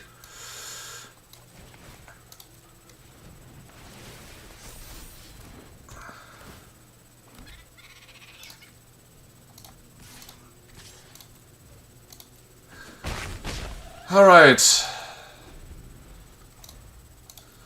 This turn we are safe. We can play a Nowhere to Run to get rid of it again.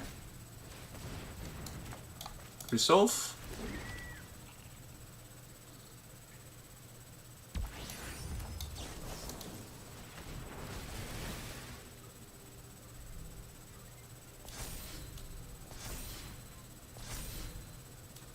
No counter spells, so we are fine with this.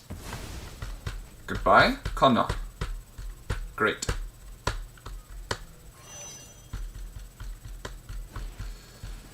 And here I figured we would have a hard time, but we really got lucky with getting our Nowhere to Run. This is like the only card I do have in mind that could have saved us. And we actually drew it. Wait a second. 1, 2, 3, 4, 5, 6, 7. No, we wouldn't have been able to kill him. Boomerang Basics right now.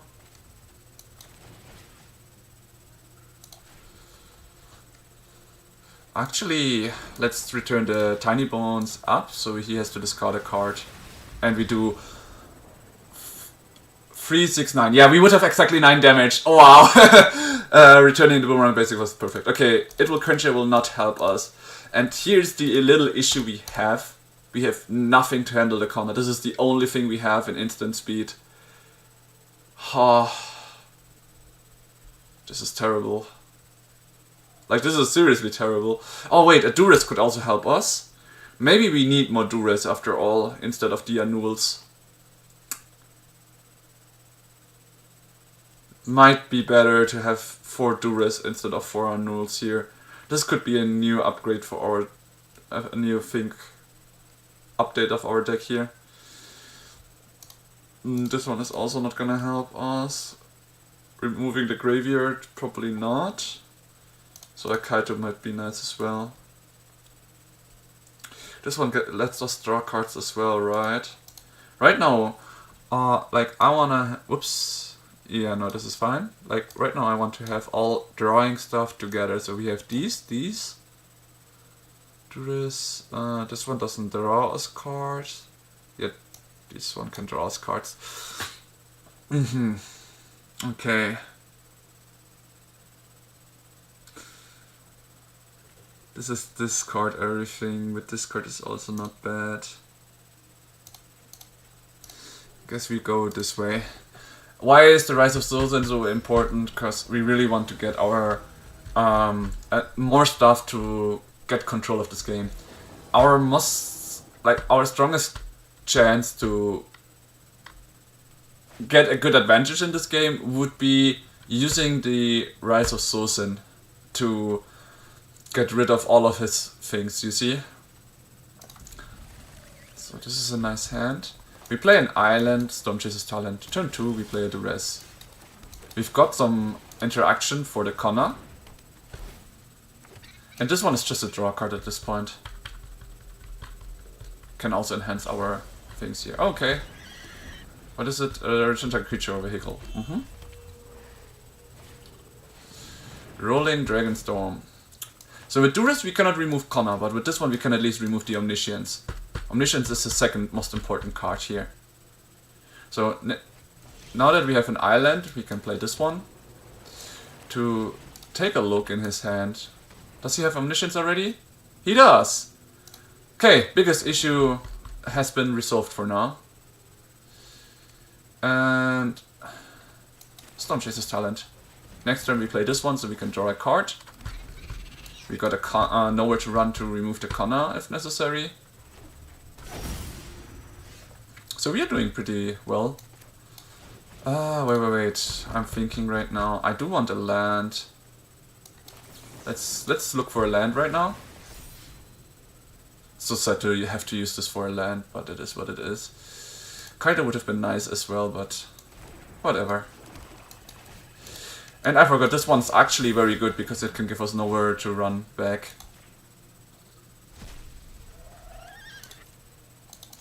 Good, for free. Bam.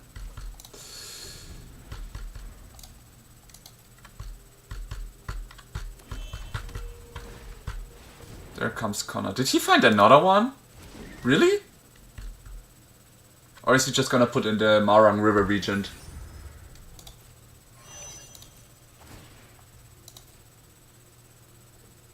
Yeah, Marang River Regent to get rid of 2 cards and have a strong creature on the field.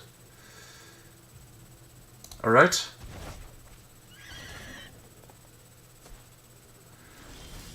Okay.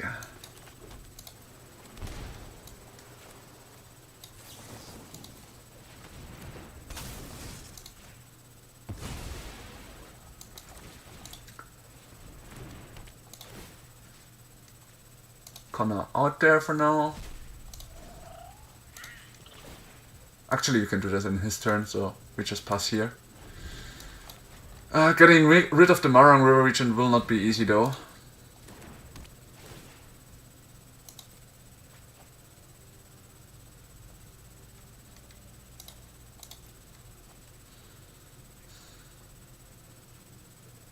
I'm wondering if the Rolling Dragonstorm wouldn't be also a good enchantment in this deck, because it's an enchantment which would help the Entity Tracker, and it's another card draw instead of the Lessons cards.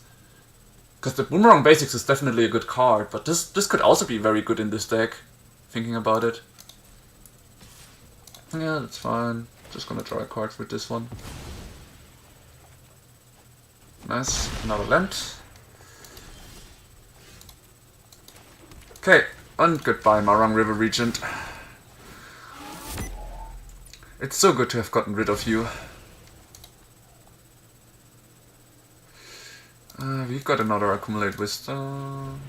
So Momentum Breaker for now. That way he knows he will lose cards. I do not have anything for if a Connor comes in. He drew a lot of cards, so it might be that he got some luck and has a Connor again. At least you got rid of 1 Omniscience for now.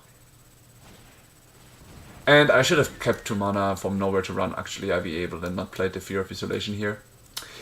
If no Omniscience comes in, I just gave him the first win.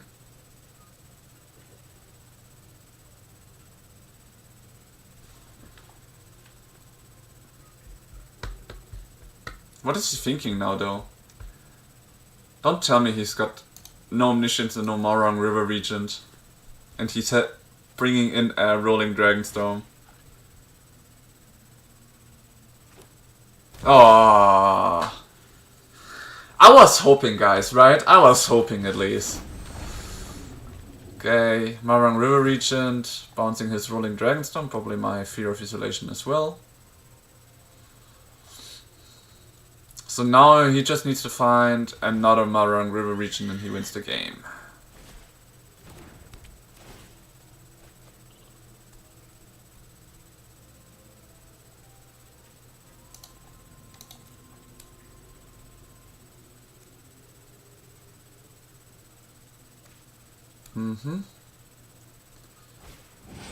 Yeah, and the game is over. Now he can permanently bounce his stuff. I have already showed it more than enough. We just go into game 3. I don't wanna waste time knowing already what's gonna happen. So my mistake there was to not keep the nowhere to run able right now. That could have made the game there. And these Sphere of Isolation are actually way better than I thought because they can bring us the nowhere to thing back. We need to keep drawing stuff though. So it might be better to get some Storm Chaser's talent out.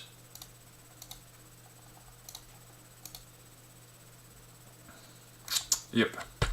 So the idea now is to keep drawing stuff and control it better. With the Fear of Isolation we can get a nowhere to run. Like we need a nowhere to run, always are we able. If we can get that, we can handle the Connor when she enters.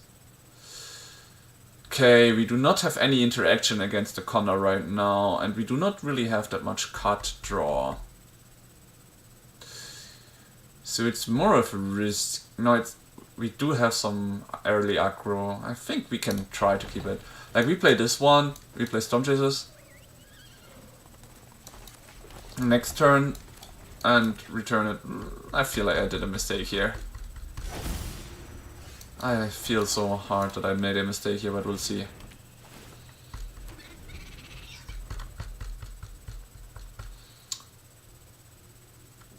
Counter target artifact or enchantments.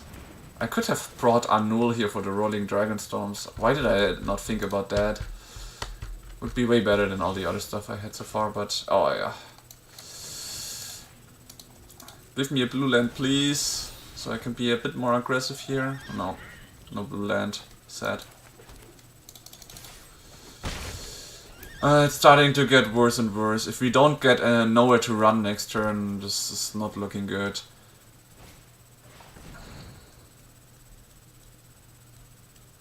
Or at duress to get maybe rid of one of his cards in hand.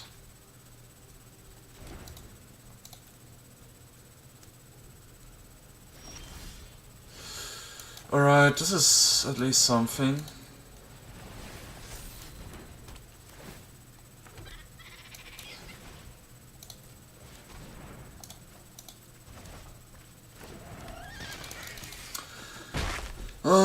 Okay, and now Connor comes and the game is over, right? I mean, he has so many cards in hand, it should be pretty much over, right?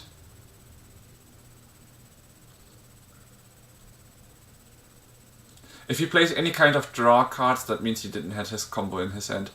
Oh wow. I'm super lucky, I guess. Alright, decimate hand for now. And let's do a lot of damage. +3/+3, so they are 4, 8, 10 damage this turn. And he loses a card in his hand.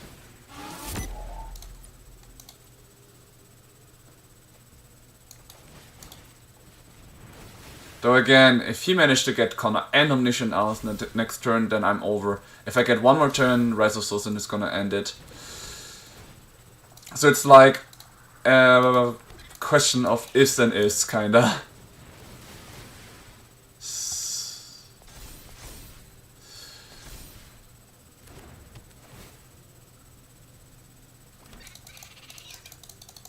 And we also still need to draw one more land for our Rise of Sultans. Yeah.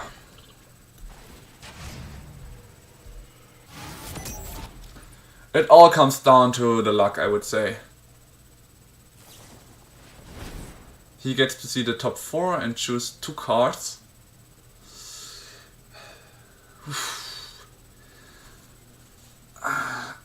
While in the other tournament, how was it called? Is it deck 1? I feel like this is the strongest deck right now. it's my view.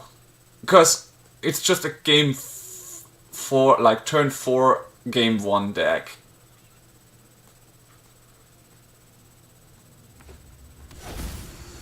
Okay.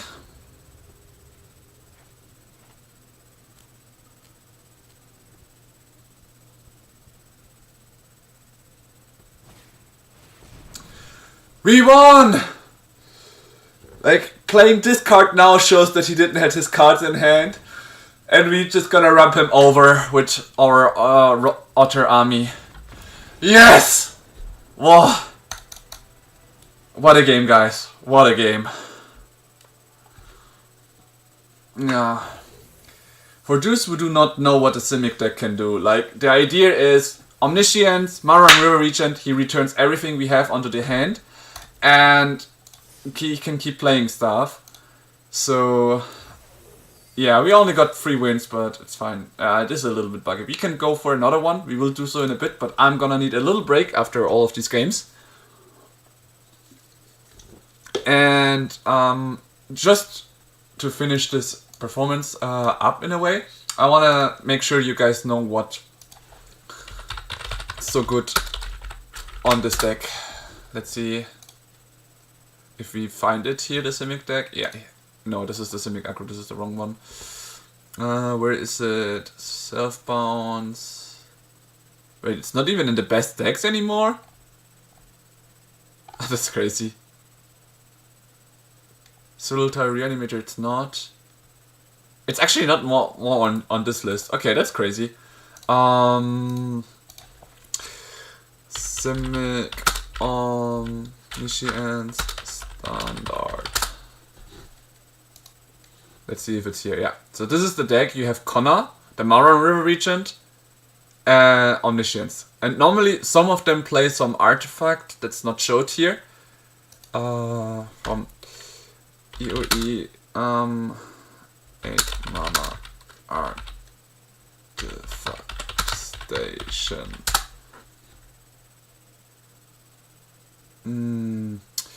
Let me just go to Wizard so I can find it real quick. Just so we know, like, there are some variations. I just want to show you the ones I have met so far.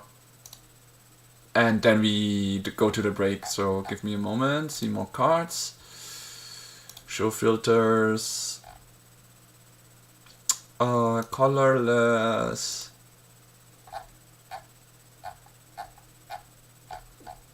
What? That can be all. Was it not colorless after all? Oh well, let's go for artifact then.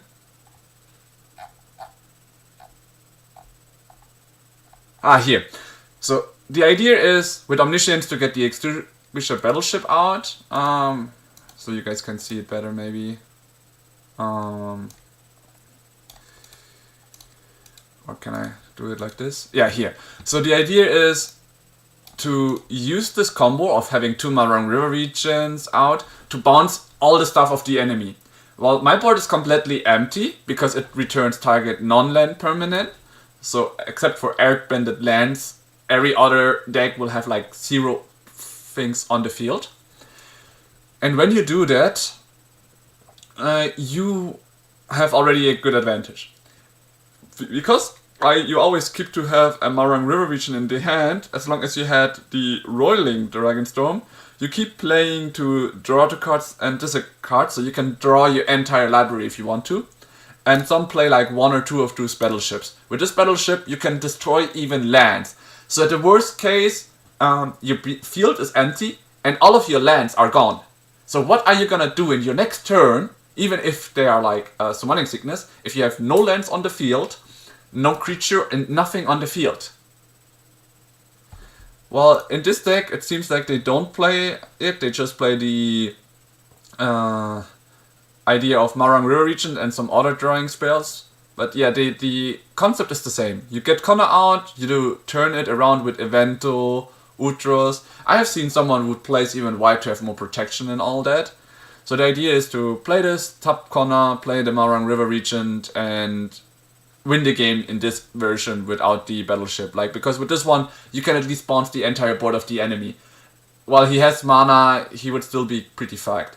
which is why I felt like the Rise of Susan was the better I chose. But seeing how the board and the field is, it might be better to get either one of the cards that say remove target artifact or creature from the hand, like to put it into exile. I can show you in a bit. Let's see, maybe we can go back to the standard decks.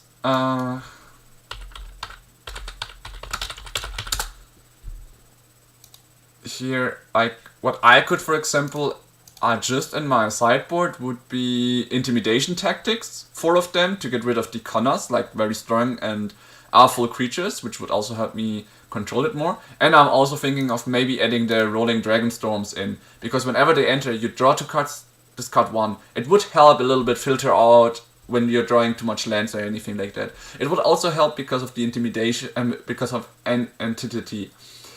The 3 mana guy that says when an enchantment enters you draw a card, because then I would get more value out of that one. So that might be a little update I'm gonna do before we go into the next game. But then again, I hope you all got the idea of how the Simic deck works. Let's see, can I go? Yeah, here it is again. So here is the list of Simic deck for those who are interested in it, to check it out. I will try to give it a slower explanation if necessary after I go into my next game, while we are waiting and all. But for now, as said, a little break time. Thanks everyone for watching, and see you after my break.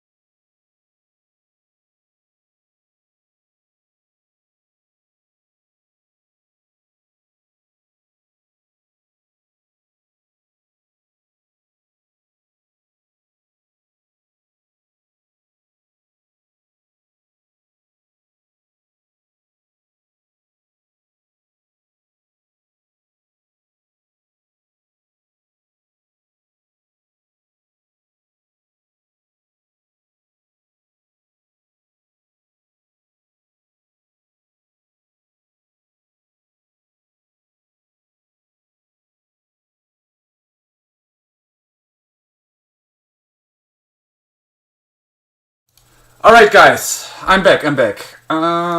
Let's first readjust the deck. I really hate that it's so whitish here right now, but what can you do? Alright. So, rolling, wasn't that? Okay, Dragon Storm. And we probably have it not collected at all, but we can craft it for some. Yeah. Alright, so my idea now would be to remove the Accumulate Wisdoms for the Rolling Dragon Storm. And maybe it's the 61 card that's messing up with our land percentage, even though we have 24 lands. I feel like we're drawing less lands with than with our Avatar Aang deck, where we have like 22 lands. So... let's just get the one trajectory down. And in the sideboard, holy shit, oh my god, I have, what is this? Okay, 2, 3, 4, and then we want the intimidation tactics.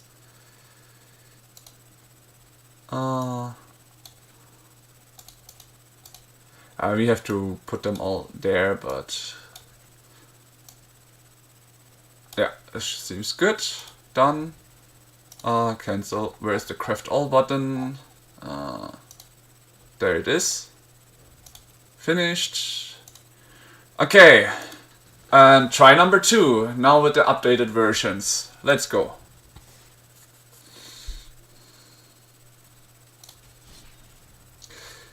Oh wait, we have enough money for the event, so obviously we're gonna go for the event yet again. Try number 2.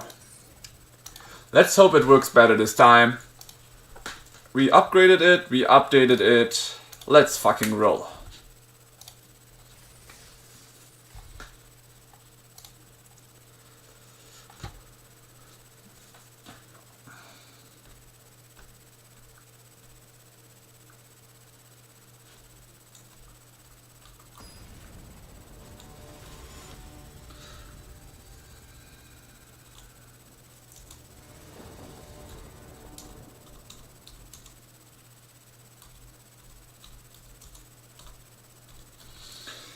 Alright, we are gonna start, so let's go. We are gonna play first, as always. We have It Will Quench. Yeah, this is a decent hand. Start with. Once he's finished mulliganing, we are gonna greet him, as always, because we are very nice people, right? Okay, let's make him discard a card? Nah, let's keep the It Will Quench here and see what he does. Since it's so strong in the early phase. It's the best to use in the early phase.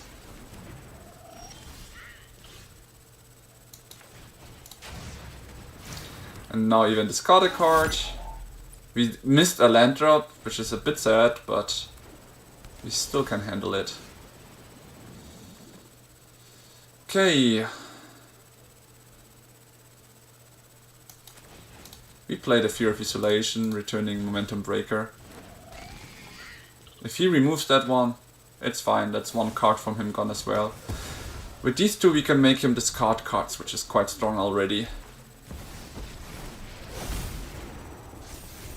Don't worry, Pop. I've trained with the best. Okay, and the Kaito might be an issue here.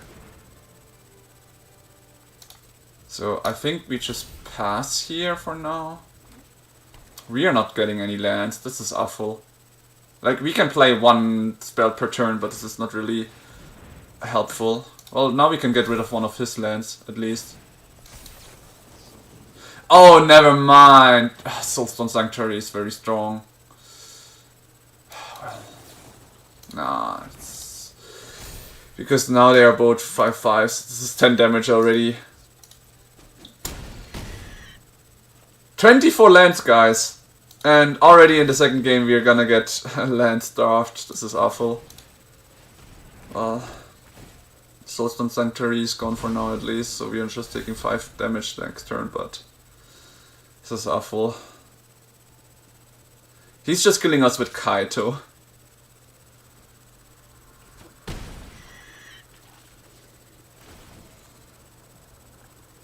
Information is its own weapon.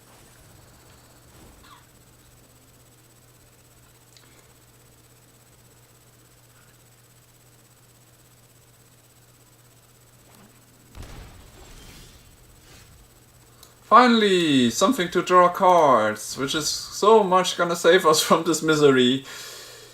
Not at all.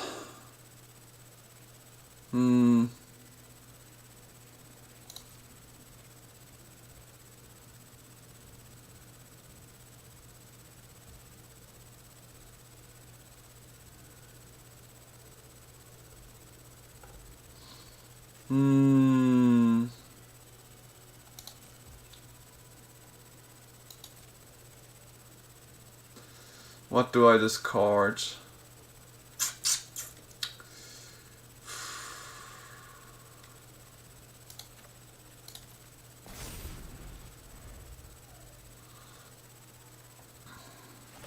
Yeah, it's over. I can make a -3/-3, but that's not gonna save us from this misery right now. Yep, the Kaito play was the thing. Our mana sucked as well. So he plays a lot of non-creature spells, because he's also a control player after all. I'm not sure if the Duress is actually gonna help us, because he does focus more on creatures. He plays Kaito, for example, which is a planeswalker we cannot remove from his hand. This one is not gonna help because of the Kaito. Like, the Kaito is the one thing we will have issues removing. Rise of Sozen might be useful here, because it's normally taking its time to get rid of his things. And the Momentum Breaker is just a little bit slow against him.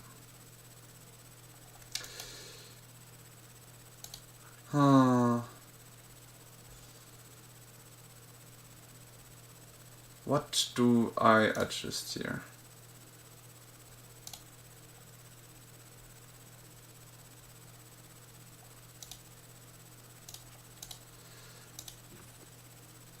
"24 lands and not drawing a single land last turn. I just don't get it." Right.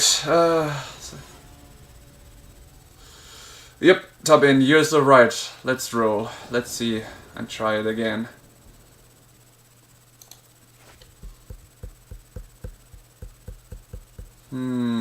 Okay, at least we got 3 lands to start with and some good card draw. Let's try again.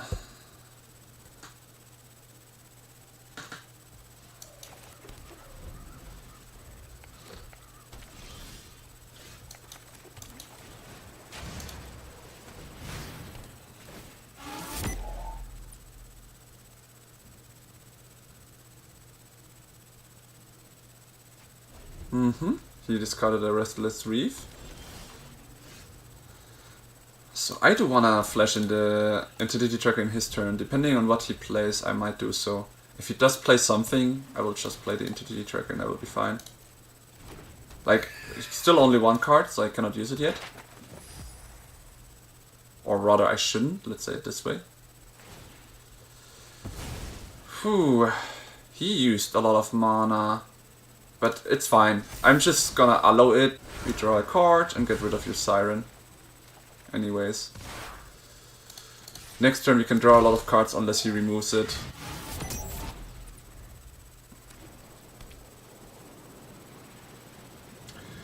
He could also be playing his Enduring Curiosity as a flash spell. Oh no, he plays the Kaito. Which is interesting, because we cannot easily kill him right now, but we can handle him. Right, so Gloomlake Verge. I'm gonna play a Stormchaser's Talent, so I have a blocker for the Kaito so he cannot draw cards or use it well. And since it's gonna take a while and we are right now in a very good control position here, just gonna keep smacking this Kaito down slowly but steadily. Okay.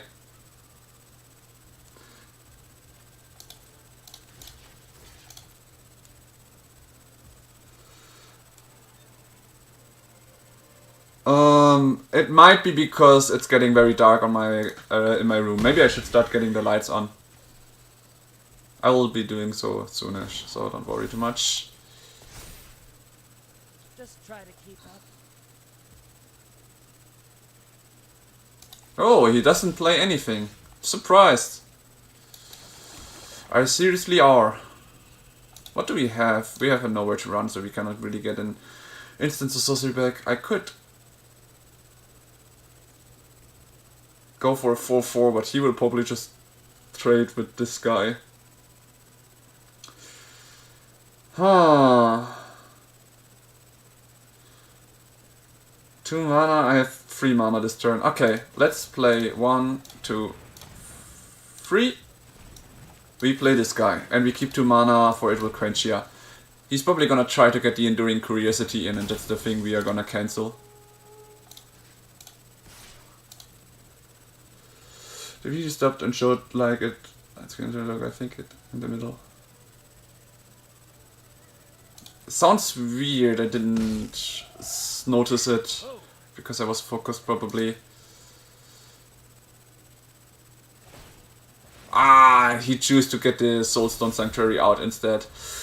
A good decision from him. Good decision from him. He chose the land over the Enduring Curiosity.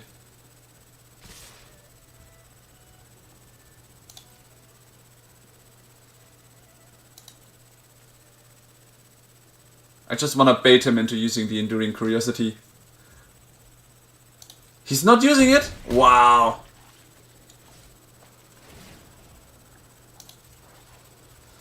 But now he made in my view, a little mistake. He chose the Surveil 2 rather than trying to go in on me. Well, that's fine for me. Will you be paying 2 more? And he tapped the Soulstone Sanctuary. He shouldn't have done so. Because now he might get my Quenchia back, but I can kill the Kaito now. While the enhancement still stays. This is gonna come back biting him. For now, let's draw a lot of cards since we have 2 Entity Trackers in here. We make him discard a card while we draw 2 cards. Now we start rolling. Like the Dragonstorm. Okay, a land and a Momentum Breaker. Right, let's draw another 2 cards, right? 1, 2. Ah, we got our counterspell back. Oh, this is lovely. And we are gonna return... Should we remove the last creature? Yeah, might as well, right? We're gonna get rid of the Kaito now anyways. So, Gloomlake Verge. Goodbye, Soulstone Sanctuary. Yeah. Okay, payback there. Let me just turn on the lights. Okay. Alright. Okay. He does play with a lot more creatures than I thought at first. Actually, we do have a lot of control currently. And I like how the rolling Dragonstorm with Entity Tracker did help us a lot this time. So I would say we just play as we used to.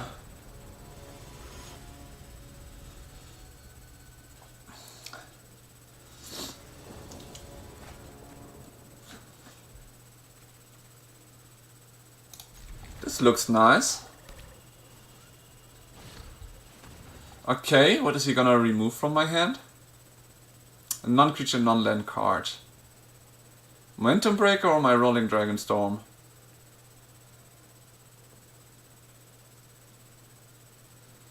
If I were him, I would remove the Momentum Breaker. Oh. Well, I bet he has another Duress now, right? He does not. Okay, how very weird. Well then, be ready to discard a card unless you counterspell it. Ah, and annul, of course. He did play it before as well, right?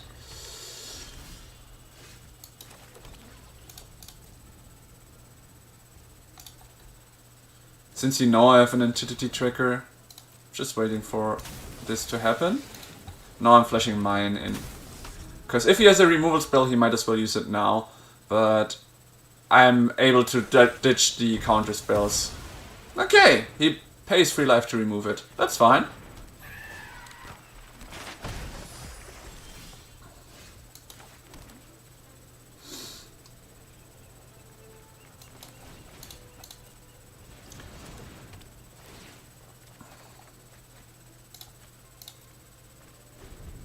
And now we have an It Will Quench You, which is nice. Okay, he's gonna come in for free. That's gonna hurt though.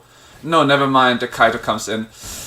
Ah, shit. Maybe I should have been greedy and kept the Entity Tracker here to get the Floodwind Stroner down instead of the Rolling Dragon Storm. Well, at least we can get the Spyron out for now. Okay. This is nice. We're gonna draw a card and get rid of the Flood Pins. Flute Pits Droner for now while drawing a card as well. Nice! Next turn is gonna be strong. So the biggest issue for us was the Kaito so far, so that's the one we are gonna remove with Sosin. Sadly, it turns into a non-creature in his turn. But we got a Sosin ready, like the moment he starts ramping a lot. Oh wow, it would have died anyways. This hurts a bit. Oh, this hurts a lot actually. I still think I should play it to get rid of all future Kaitos or anything else that could be very annoying from him. Wait. He has mana open. Oh, this is awful.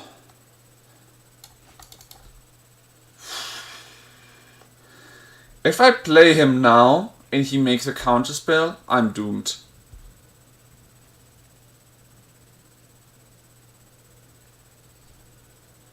For 4 mana I could create a token, but that's it.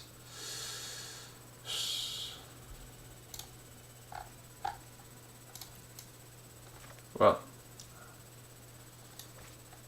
Let's just play Momentum Breaker and check the situation with this one. Okay, he didn't use a counterspell, interesting. So he's okay with discarding a card.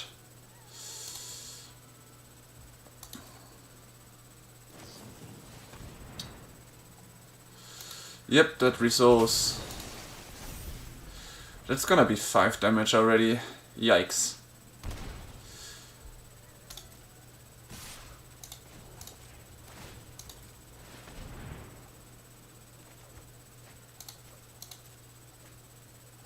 The Restless Brief wouldn't really help us at this point. Oh no, it could have been nice, but it comes in tapped anyway, so it's a bit too slow for us. Oof. Well, it's now or never. If he did had it, he had it all the time and it wouldn't have helped. Okay. No way. Oh wow.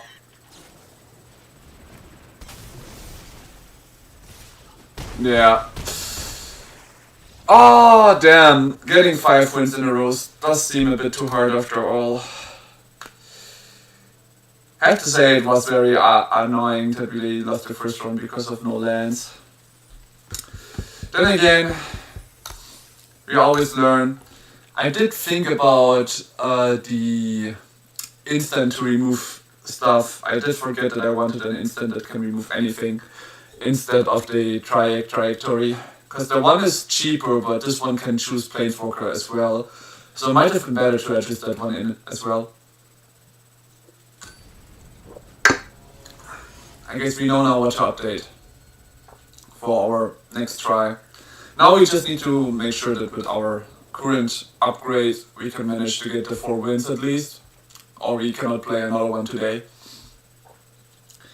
So what do we have? We have draw and counter spell. And a basic boomerang to help us draw more cards.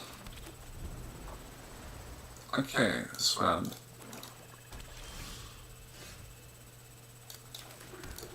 There's no counter spell, so let's start with this. Since we have Echo, we can discard this vamp.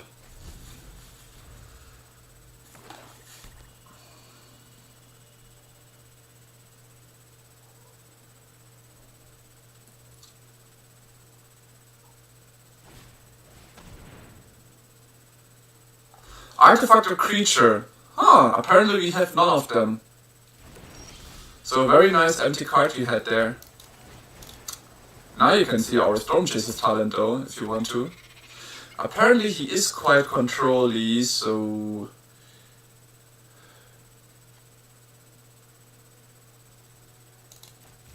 yeah, let's just keep it like this. He knows we have an Invoke Quench here, but that alone, like having the mana open for that is actually nice. And next turn we can use this ability to enhance our one archer that's on the field. Perfect.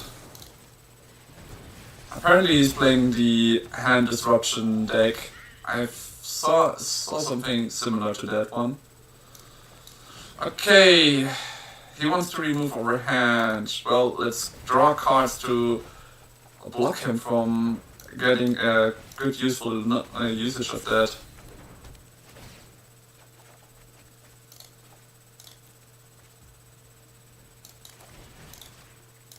Okay, play your Ozai's Cruelty next turn. I'm totally fine with it now.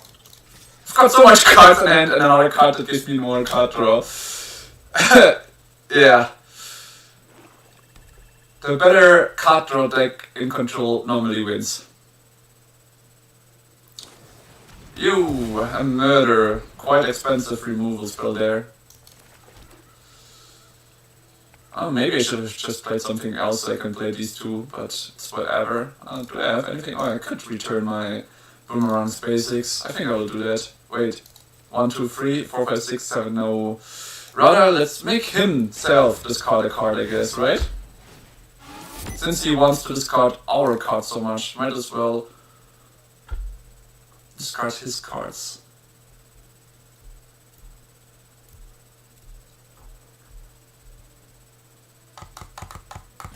Yeah, the decision is hard when you're the one that has to discard cards, right? And, well, while it is a good combo with this guy, might as well draw cards and keep the card advantage, right? I think the addition of Rolling Dragonstone was a good idea. So good that I can rebuild the decks here and try them out and see my weaknesses and adjust them. Ooh, damn, I have to sacrifice. I've got nothing to sacrifice. Well then, please sacrifice your indestructible god. Thank you very much for doing so. And we draw another card. This is the moment when you as a control player can say you have pretty much won it.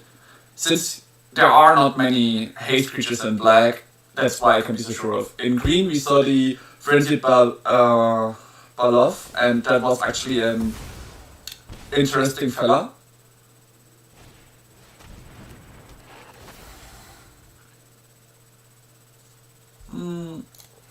One card only? Right, yeah. Doesn't matter. Here, I even take 2 damage. I don't mind.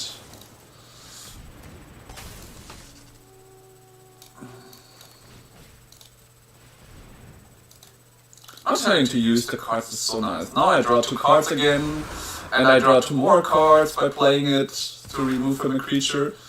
Oh gosh, this is so fucking strong.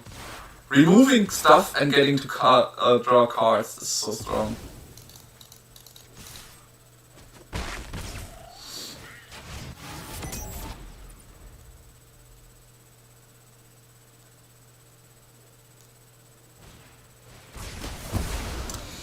Ah, that was a well played thing from him.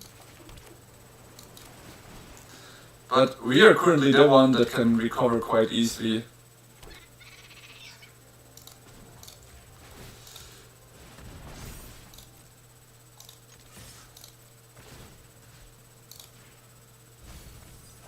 Oh, it would have been a land. Damn. I milled him a land away.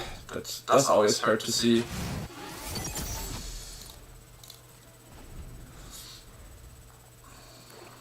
Yeah, GG. I can show you why now.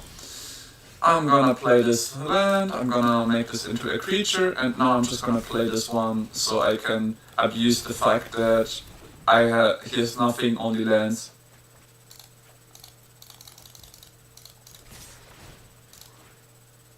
Two, three, four.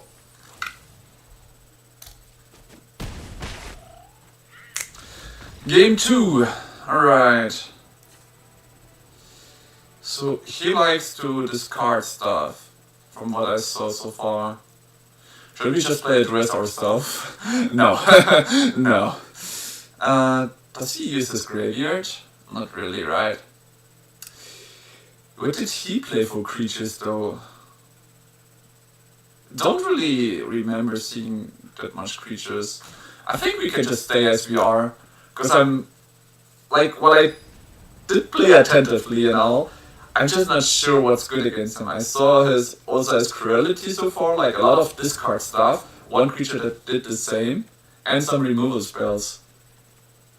Yeah, it's kind of, maybe we could have removed the trajectory because we never got to use it really well, but whatever.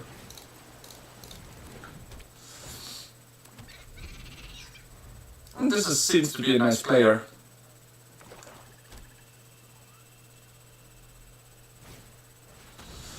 Yep, goodbye Legend of Kuruk, because if he plays discarding cards, he wants to get rid of cards that can give me more card advantage. Like, if you're playing this card, you really want to make sure that the enemy cannot draw cards. Instead, he removes something that makes him lose cards from his hand, I guess. Works. Well, we just draw 2 new cards since he discarded 1 card from us. Maybe I should have played this before. Because now it felt like I wasted a little bit. Didn't know where to run. Because I'm not sure if he's gonna play a creature or not. But I just need my lands right now. So next turn is Stormchaser's Talent and keeping the Volquentia. And we hope to get our Legend of Kuruk out in 2 turns. Also has Cruelty. Okay, it will Volquentia.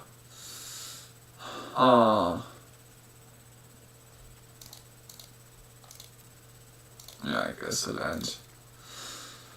Does hurt though.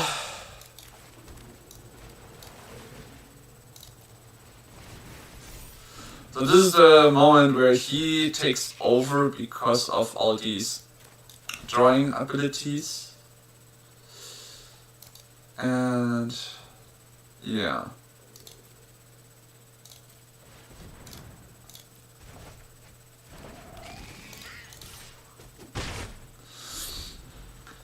So now should come another Ozai's Cruelty to get rid of my hand, and that's when he wins. Because then I would be like, okay, if he didn't have any kind of discarding one, then that's a fine play. If he did, then he just made a huge mistake. Because now I've got my Legend of Kuruk out, which is gonna trigger and give me again my cards back. I could need a land actually with a basic boomerang. So let's first draw the land and hope we can next turn draw it. Why? Because with the basic boomerang I get to draw a card by putting my Stormchasers back into my hand. So even now if I had to discard those 2 cards it wouldn't matter that much to me.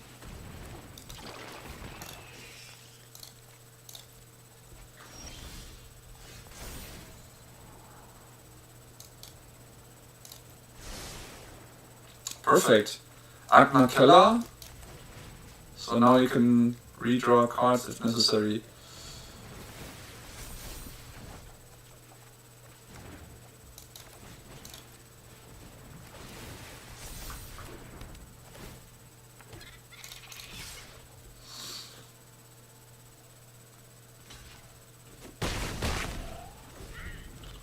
Next turn, Legend of Kuruk turns around. As long as he doesn't exalt my graveyard, I can just get the Boomerang's basics back by paying for mana.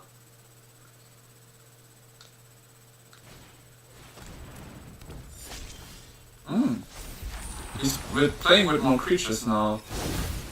That's interesting. I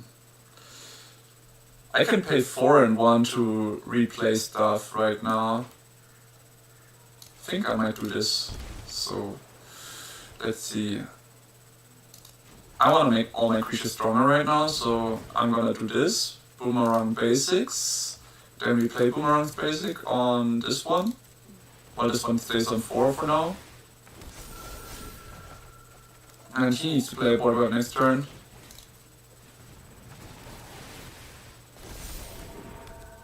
And now he needs to block as well. Oh no, that's only 9 damage. He doesn't need to block. But it would be good if he blocks first. That's a lot of damage.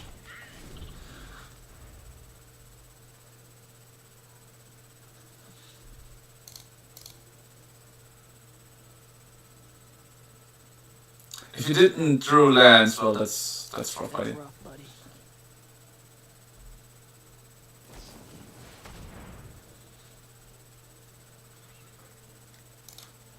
Okay, he gains 1 life.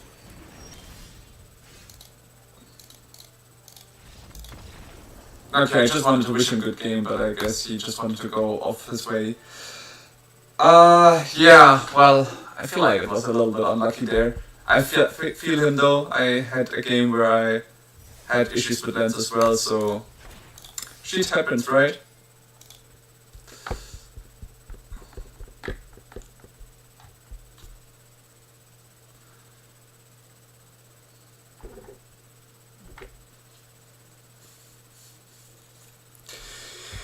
Game number 2.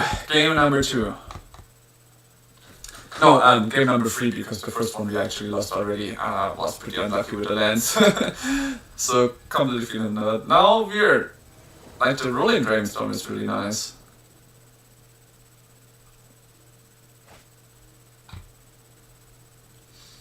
Good. Card draw, some removals. This looks nice.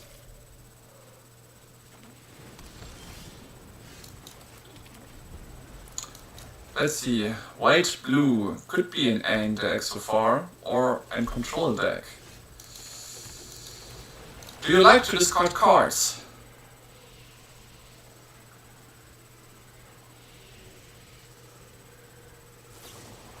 No more lies, I should have known. I actually figured it would happen. A demolition field even, yikes.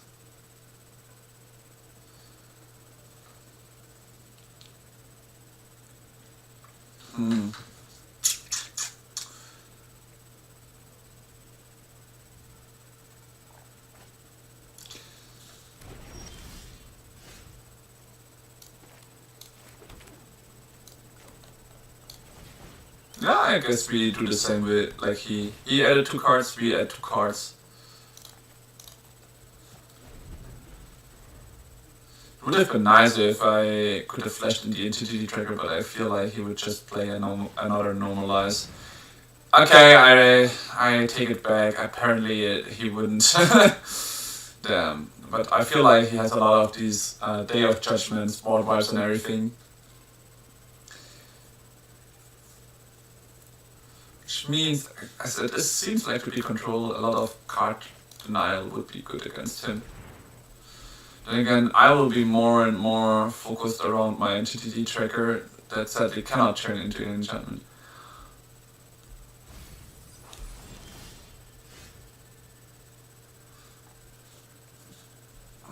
I'm gonna play the rest of this brief for now, and I'm gonna pass the turn here. So, while I do give him the option to counter spell it, he would have probably used Get Lost or anything on my entity tracker when I flash it in, if it was on the field, or some other kind of removal spell, which is why I decided to keep it this way. Since we are both playing with blue, he might be thinking what should he do to maybe pay the... Okay, and Elspeth, so he's the create token deck. which also means he probably likes to play board wipes because it doesn't matter as once he has his spell spread out that much. Planeswalkers are just very hard to remove.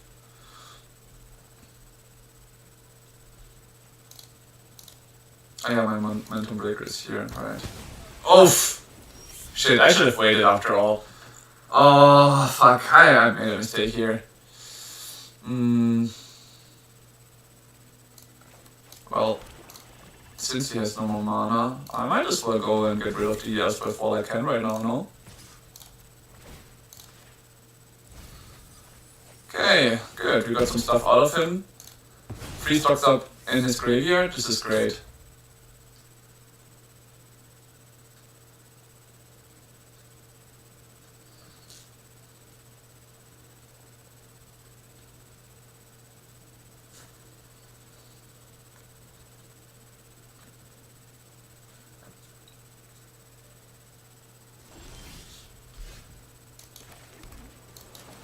Will he counter my momentum breaker?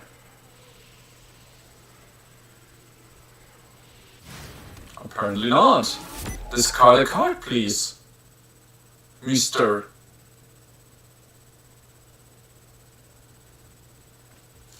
A Day of Judgment. I wanna start drawing cards again, so let's go with the Rolling Dragonstorm for now.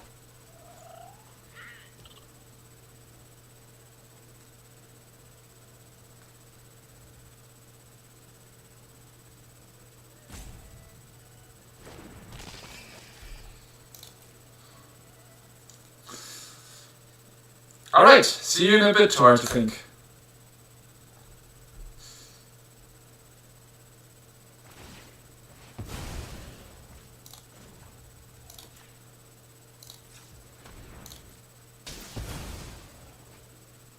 Of course I will take that action. Let's look for his round, right?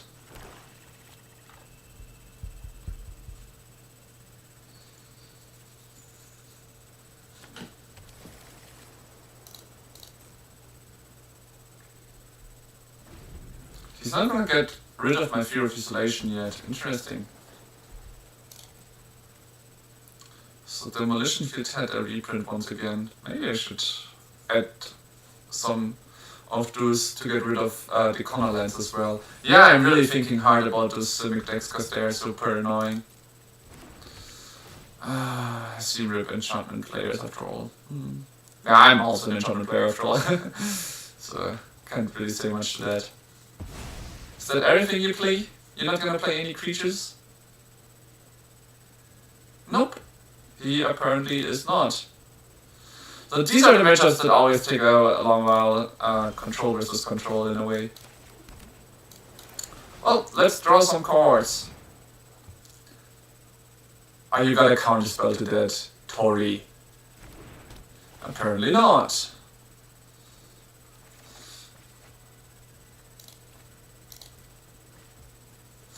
So we could play this one, but we have 3 mana available for this, and another 2 for no return for the case he actually plays at some point a land or a creature or anything like that.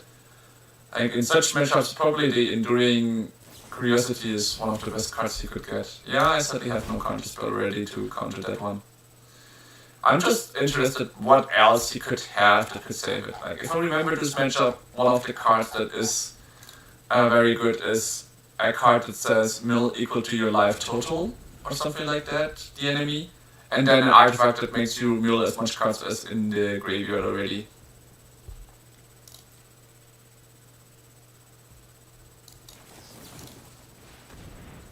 Once again, I will try to get the Entity Tracker out, because that's my card draw engine. No more lies, and that works, and goodbye Entity Tracker.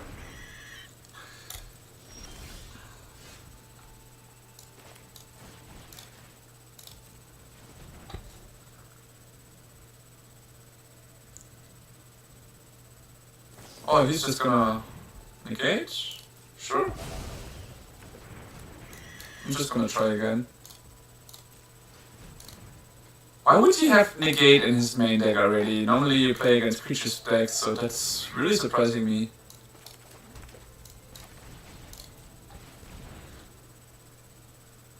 Normal lives wouldn't be able to be used because we have so much mana open.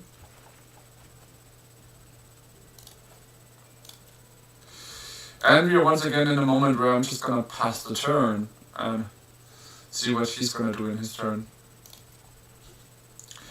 I could flash in the Entity Tracker, but then again, I think his only winning condition so far has been the Elspeth, so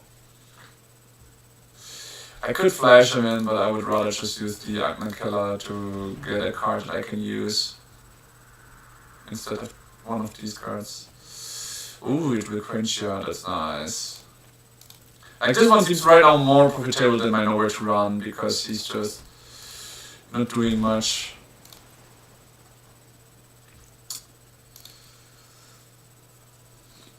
Okay, in his end phase, Entity Tracker, Realm of Ko. I'm gonna start getting some creatures out.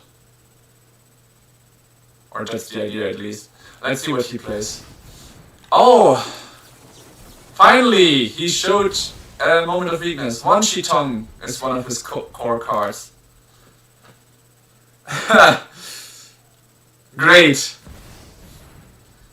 Did he pay 4 mana? Yeah, he did. Okay. Sure.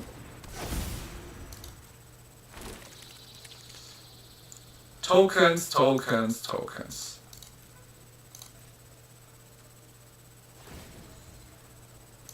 One, two, 3 mana for this. And we've got another 3 mana for a draw discard ability of Aang Killer.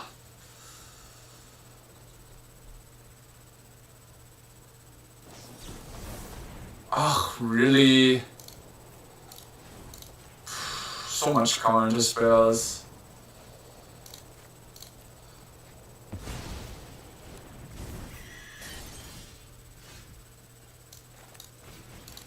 Ah, super annoying.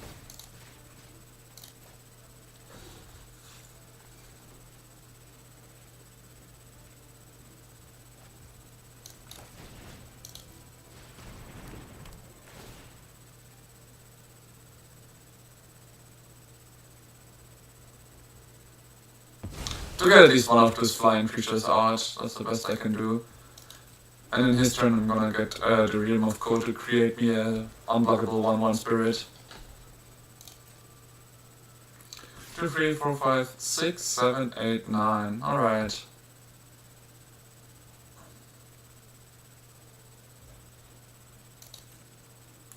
So against him, obviously an Annul would be nice as well.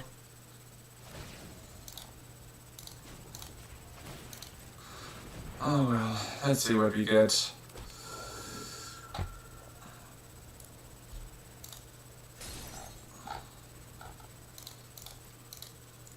I lost 3 in my best card draw engine currently. So this really does kinda hurt. Rolling Dragonstorm, we need to start drawing cards. I think it was a good addition still. Like right now I can like rebounce it and play it again.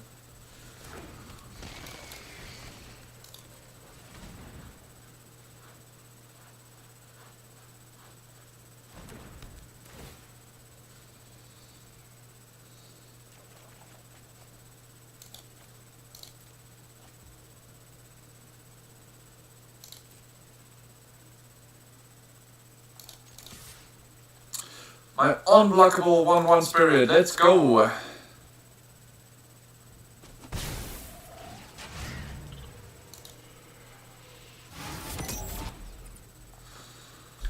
Okay, I can create another one of those unblockable 1/1 spirits.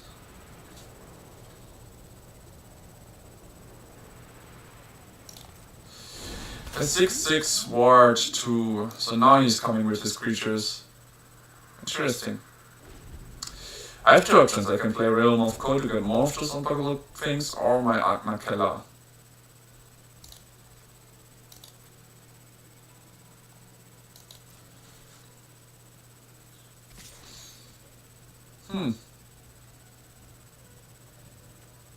Just a normal whale. No logs.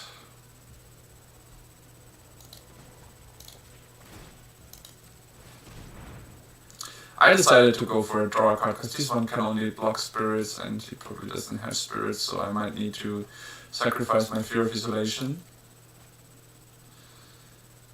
Next turn, if anything comes up.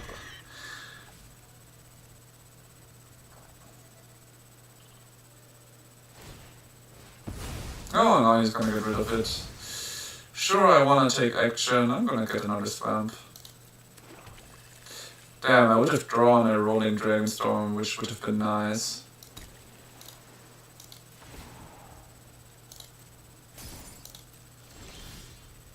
Ooh, Legend of Kuruk. Let's see what we can draw.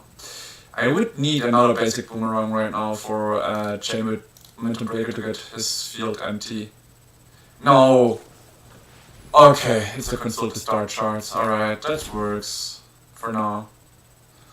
Unless he now gets the 3 steps ahead counter spell just to get rid of my Legend of Kuruk. That would be sad. Come on, you're not gonna do that, right?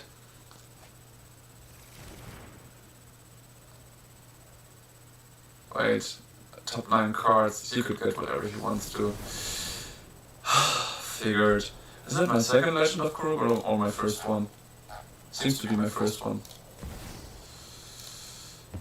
Alright, that hurts. If I now drew it will quench ya, it really hurt. Alright, well I can at least get rid of his creatures for now. Then again, next turn the Overload Mistwords comes in, and that's gonna be an issue. That one's gonna be an issue, a little issue. We can come in for free this turn. Oh, control against control, but I'm out of cards now. He got 25 remaining, and he got Elspeth. Creating soldiers. Yikes.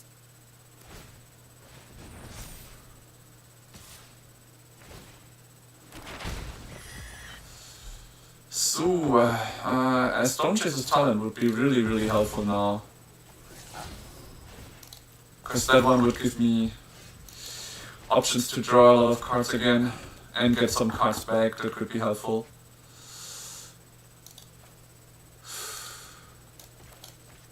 It hurt to put a Fury Visualization down, but I had to.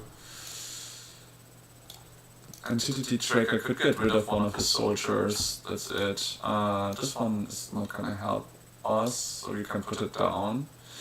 The Entity Tracker is gonna help at some point, so we keep that one in the hand for now.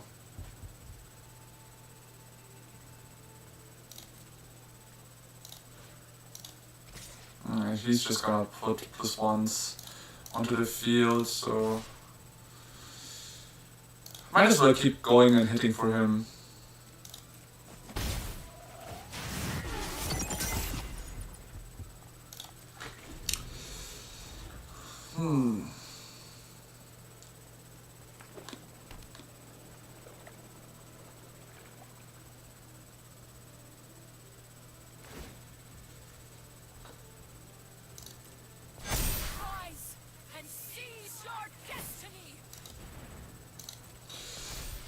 So that's 2 for 6 damage this turn.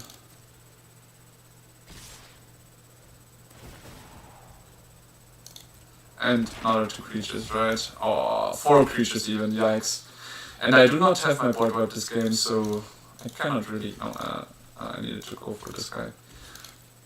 Since this one turns in 1 turn too late, it's pretty sad, but it seems like the game is over now, because he still has a card in hand, probably a counter spell or anything.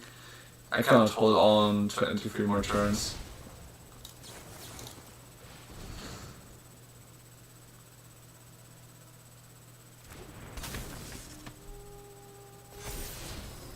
Crystal's Flanker. So, what we can save is he doesn't interact with his graveyard. He has a lot of non-creature spells and some creature spells. Like this is still a creature spell, so the rest would be strong here. I mean, I think we did put Intimidation Tactics, which remove artifacts and other stuff, right? So, Stonechaser's Talent and this one down. It all comes down if our Stonechaser's Talent can touch the field here, I guess. Let's see. Which one could we return? I draw cards thanks to Entity Tracker now. Okay, so we can start getting rid of things. This is nice. Then again, he will have enough blockers next turn and everything. This is just awful.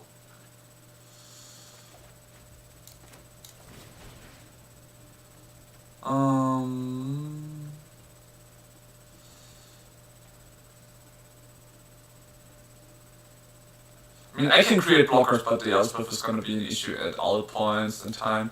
So for the future, rather than trajectory, you want something that removes planeswalkers as well.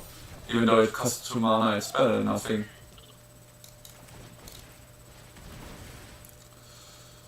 We have no flyers, and we can only get rid of some creatures that he decides even.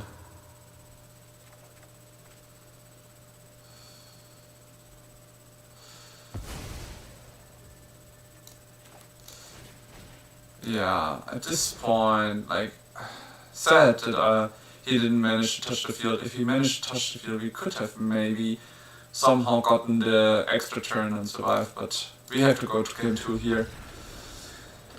Alright, it's a control deck. Okay, the Rise of Sultan will be helpful. This one as well.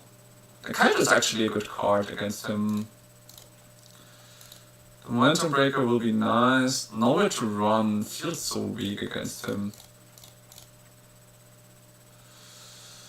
So here we are back on 60. The Intimidation Tactics is nice because we can get his own winning cards away.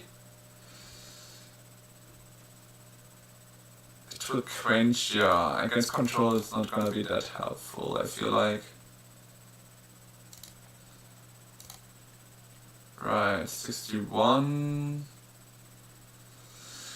And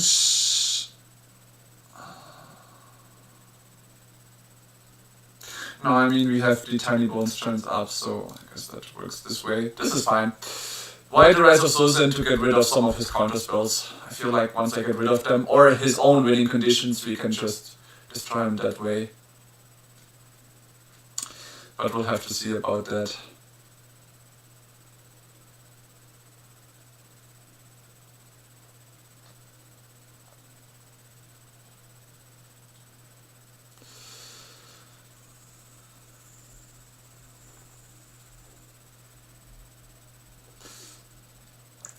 It's so funny that nowadays some people are still playing it with Cavern of Souls and a lot of other cards. Counter spells are just so much harder to get through.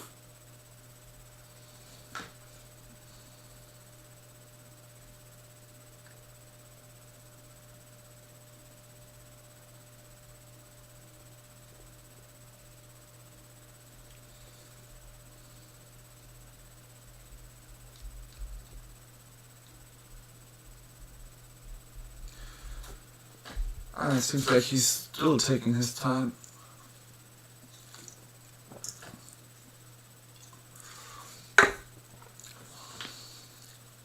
So one Chiton is one of his winning conditions, Elspeth and Overlord of the Mistmoors.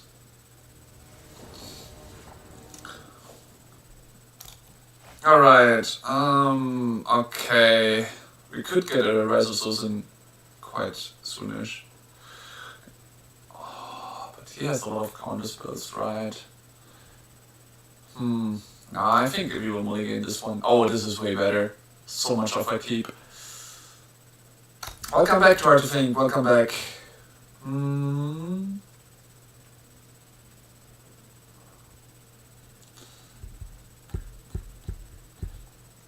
Yeah, let's do this. Let's look into his hand already and see what he has, right? No creature yet. Wow, okay, he has 2 counter spells waiting up and a stock up. Good to know.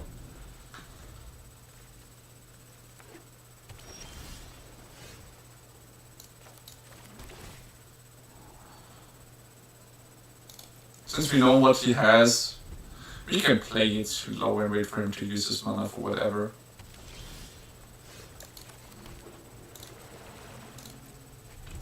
If he plays the stock up now, I will flash in the Entity Tracker and then use the Momentum Breaker. Or the Rolling Dragonstorm to get a full hand again. Okay, he decided not to. He keeps the 2 mana. That's fine.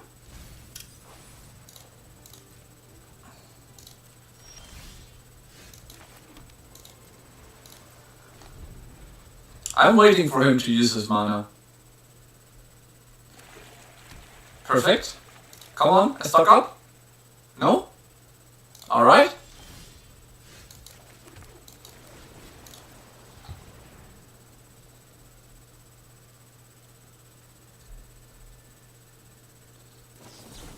There is the Anul.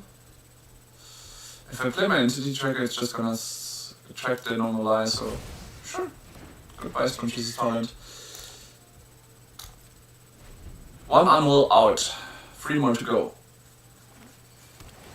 Okay.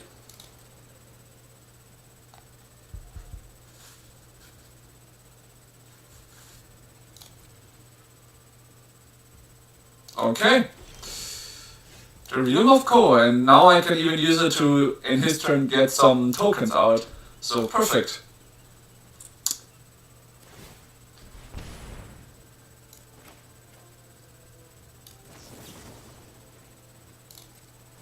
Now he needs to get rid of my entity tracker. Seamrip will not help him.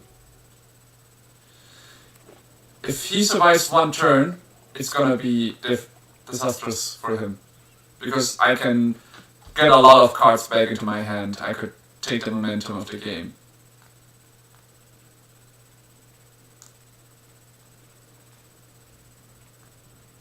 So that was the one thing I was waiting for.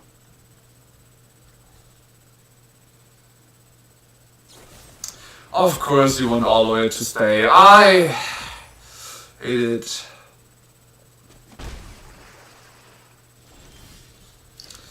Rise of Susan, and I cannot even play it, even if I wanted to. Let's try to draw 2 cards, unless he counters my enchantment again. I mean, Anul's only 4. The other ones are probably the other counter spells are 3 steps ahead. Negate as well, of course. Okay, let's make him discard a card then at least. Oh no, no more lies comes now, right? Yeah. And now he's using stock up to stock up again. Oh, an Elspeth. That's nice. Now I can play my Rise of Susan. So what is the best card I can remove from him? Don't tell me he has an Anul. If he has an Anul right now... Whew, okay, he does not. Nice. Okay, Normalize is Negate is annoying, Anul is annoying, and 3 steps ahead. I think from everything so far, 3 steps ahead would be annoying. Then again, he has the Elspeth on the field, so he wants to keep getting his creature token stuff. So I think the best thing we could remove for the first turn would be the Overlord of the Mistmoors. If he plays it now though, that's a different story.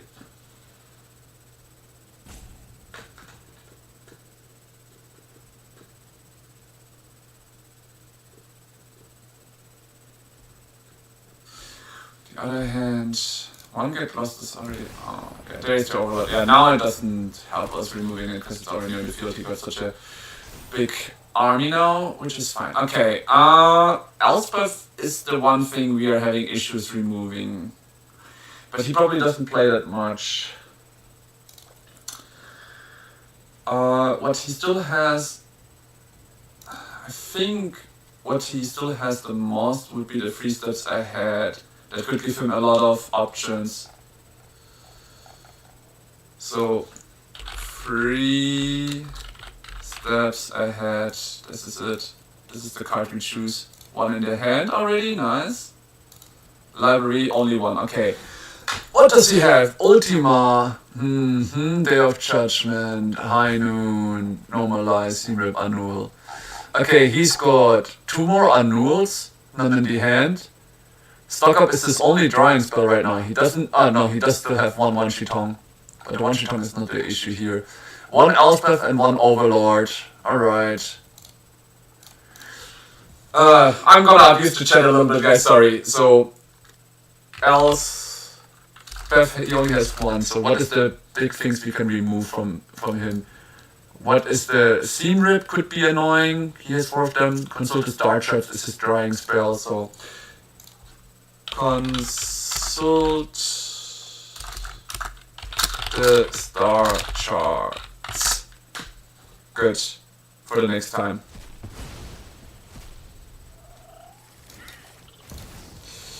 And another board wipe! Oh fuck, he still has no more lies. Yeah, I figured shit. He had 2 counter spells after all. I should have checked his hand then.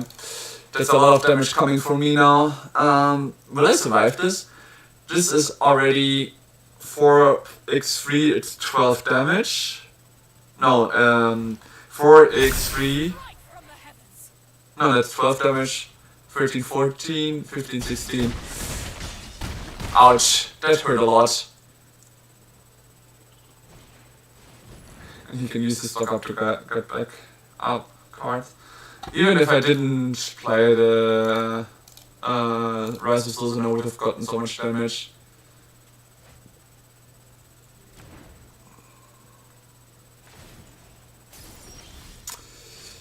Yeah, flying creatures.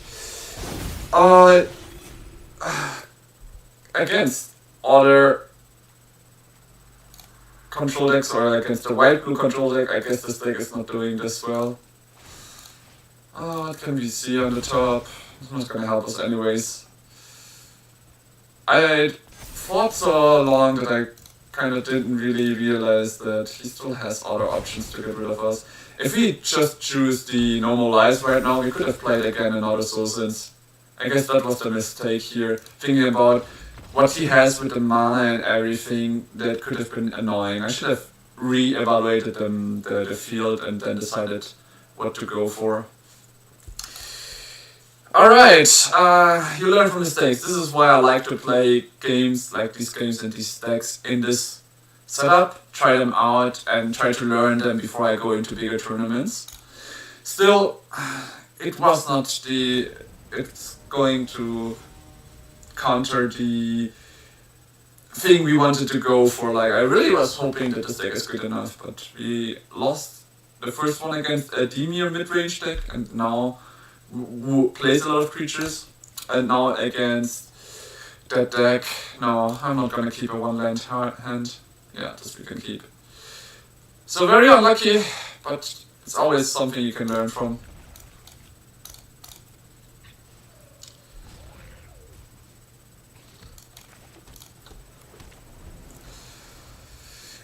Why did you now think that I took a time? I just didn't want it to pay life. This way I could have played, this way I played the Watery Grave without having to pay life for it. You see? So now I still have it active, and my turn wouldn't have changed the other way around, because Boomerang Basics without any target is just useless. So that way I saved myself for 2 HP. And this is the one thing I think I need to adjust so that I have better abilities against him. I guess Nowhere to Run goes our way. Here I will just pass the turn, and in his turn flash in the Entity Tracker. Perfect. Next turn I'm gonna draw so much cards. Ooh, yes, but first I need to get rid of his Prism of the Jism. Which means I will probably not draw as much as I was hoping for, but still very good for me. Drawing, getting rid of the Chism, Creature of Chism. I think this is, it's either also a Demir mid-range deck or a mono-black one. So very curious. But I got now such a huge value. I drew a lot of cards, I have another one in my hand that I can just use in my turn to get a full hand again. So, perfect. Obvious, he has to get rid of it.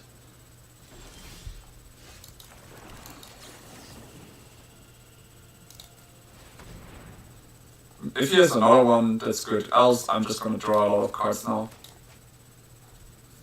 So what will it be? I think he has something like Nowhere to Run. So let's see what he plays. And does. I'm just curious, why would you in mono black still play something like that? Ah yeah, Shoot the Sheriff, of course. fine though.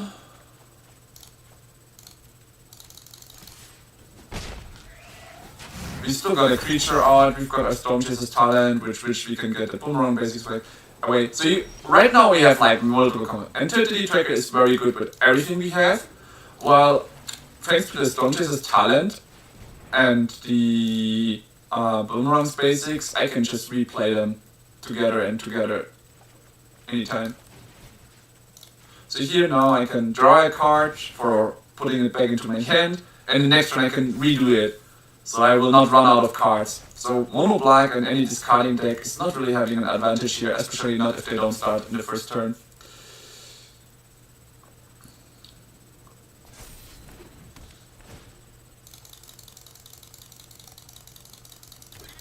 The question is, will he take the damage?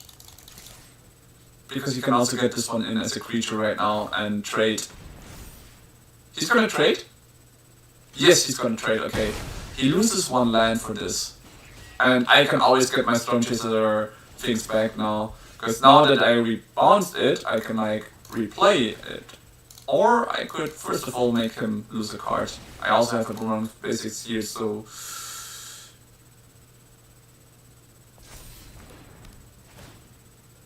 making him discard a card for now.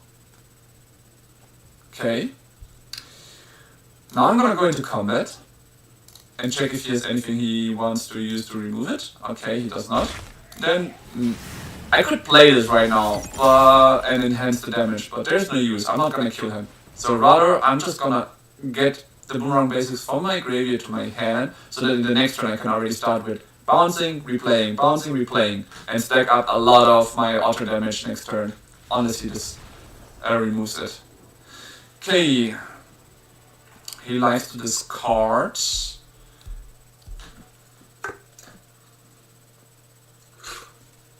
I didn't really see him interact with the graveyard.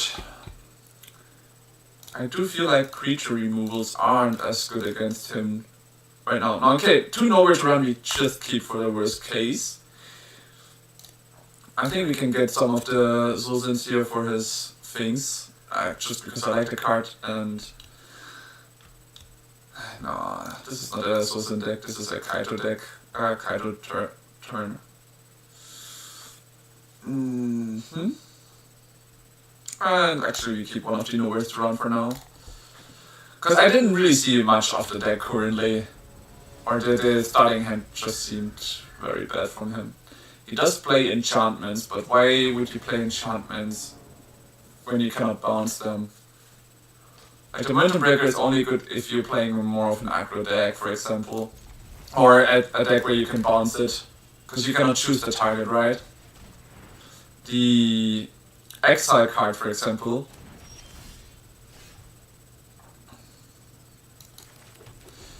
Right, we have 2 entity triggers. I'm not gonna play the Fear of Isolation because I will just have to return a land to my hand. It's not really to my liking.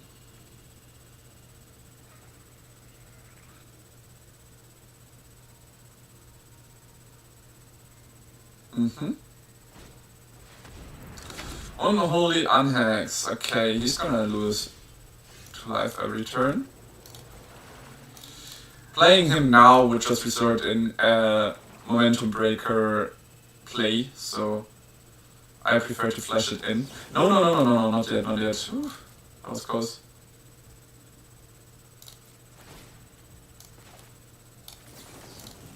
If he now removes it, well, it is what it is. But at least it costs him one of the fast spells he has, right? Like the Nowhere to Run. So Nowhere to Run is, for example, a card that I understand in black because of his permanent ability to make sure you need to like get rid of something. Makes this card a bit stronger here in this aspect. In such a moment. Like, I should have played the Watery Grave right now. And there's Tiger's opponent. And okay, here I'm gonna flash in the Nowhere to the Entity Tracker. And now he can choose whatever he wants to. Probably Nowhere to Run, right? Or will he actually take the Fear of Isolation? That would be funny. I mean, he does know these 2 cards, so I'm curious which one he chooses to take away from me. If I were him, I would take away the Nowhere to Run. Because that one, this card for me can still get away his Soulstone Sanctuary.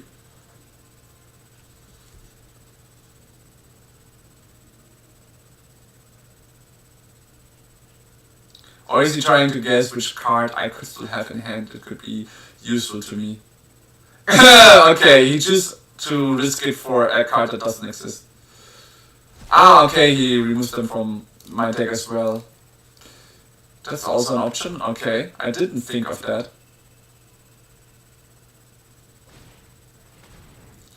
And the Dura is to get rid of my Boomerang basics? Yeah, figured.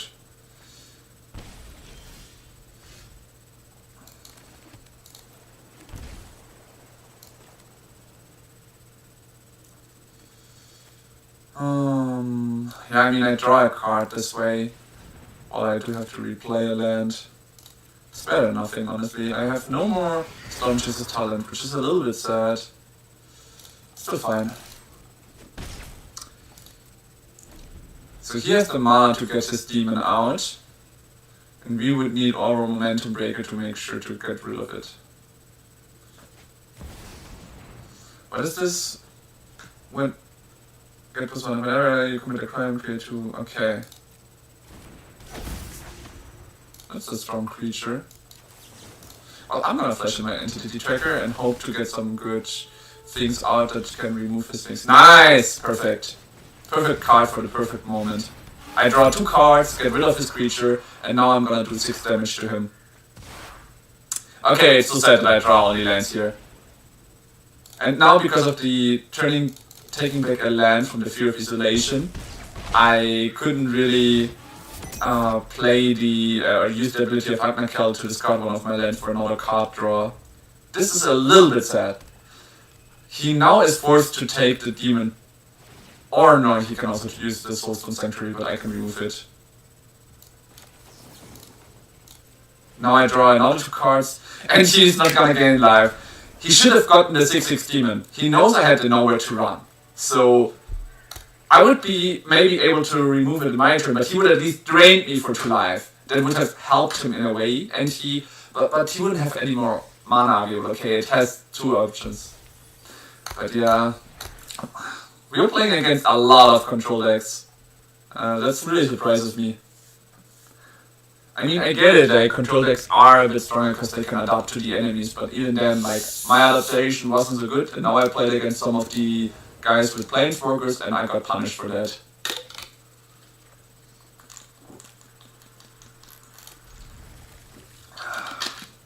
Always stay hydrated, guys. Always stay hydrated. Alright, we have quite the offensive setup. Let's go. Storm Chaser's Talent.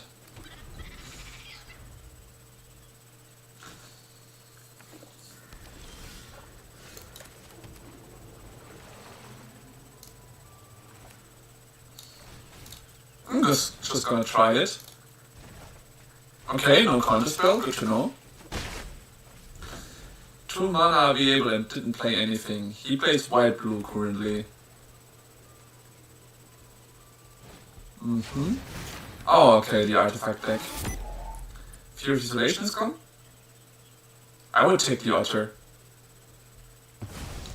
And now I'm gonna show him why he should have taken the Otter. Bam. We draw another card. Bam bam. We got a land for next turn, which is great, and let's make him for 4 damage. And have a lot of Otters on the field.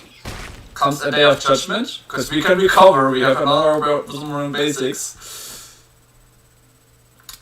I'm thinking like we could replay it, or we could just play the Legend of Kuruk. Yeah, I'm gonna play the Legend of Kuruk here.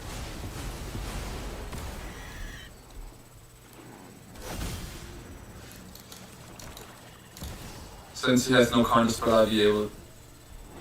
Okay, I do not need another land since we still have one. I do like the Rolling Dragonstorm because it allows me to draw cards.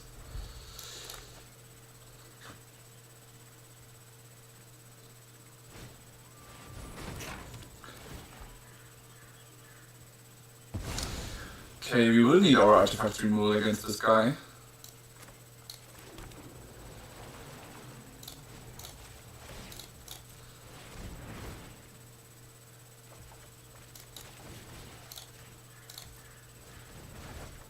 Do we draw? Okay, it will quench. Next turn we will keep the it will quench available.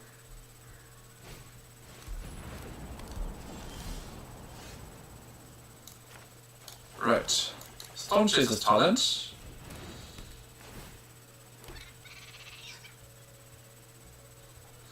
I could return this one to get this one back into the field, right? So I can scry to and draw a card. That doesn't sound that bad. Since I have an it will quench here, I can always like try to counter it once again if it enters. We need that one, we do not need a nowhere to run. Okay, now that we have this one in the hand, we have more options to do in the next turn, so I'm just gonna pass the turn here.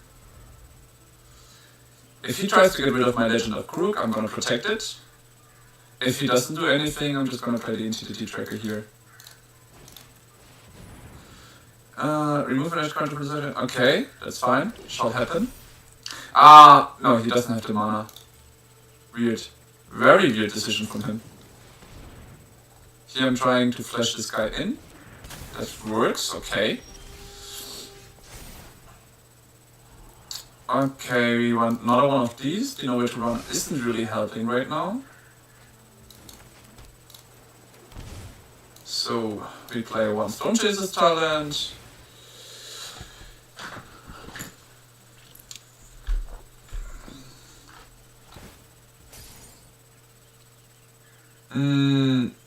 Okay. That's not a bad idea from him.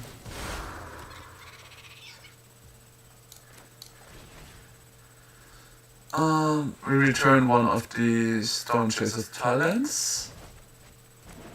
Drawing us another card. And let's draw... no, I don't want to draw a lot of cards right now, because I already have so much in hand.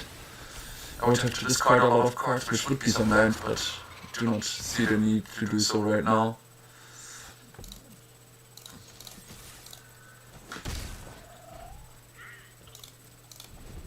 So I have two it will quench. I only have mana for one though, because I played the Stone Chaser's talent.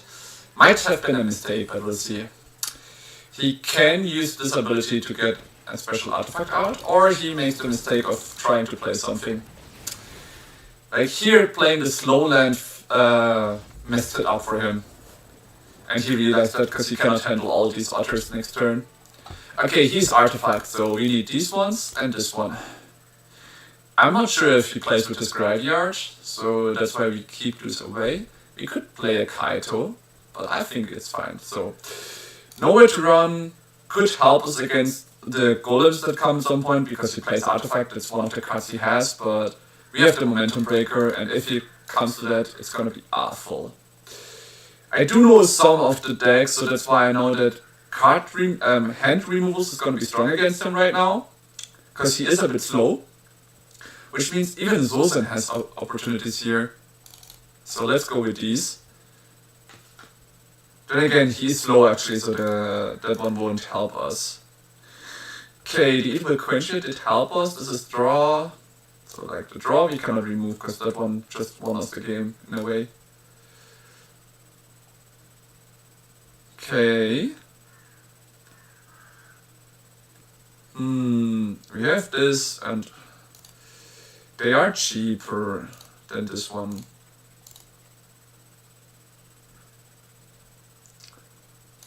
Can we pass it like this?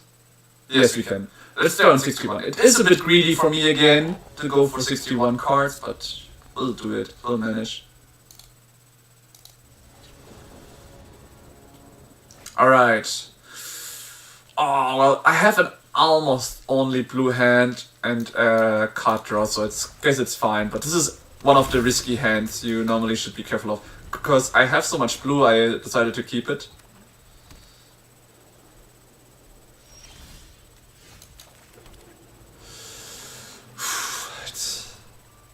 No.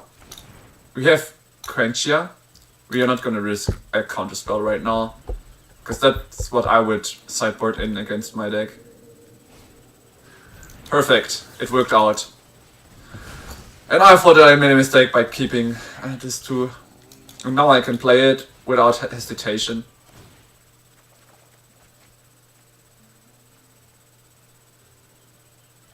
Sorry, Fear of Isolation, but I really needed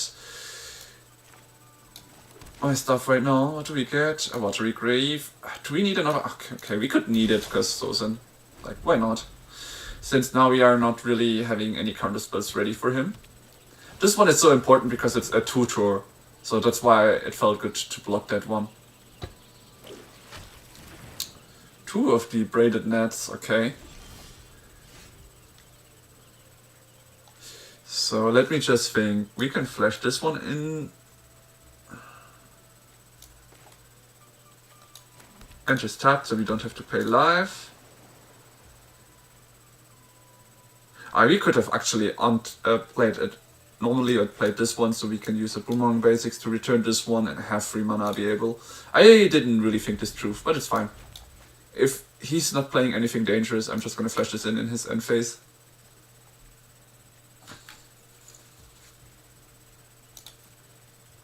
Okay. Let me see. Will you block or counter this one? No! Not even gonna remove it.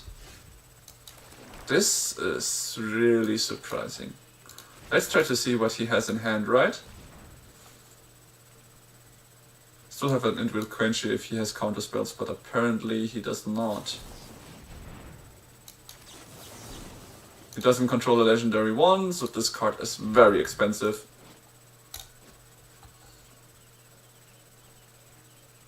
I want to see your hand and I want to get rid of your good things. No, it's tapped! It doesn't matter for me. Alright, let me see. Okay, this is his call. He has a tutor and discard. Oof.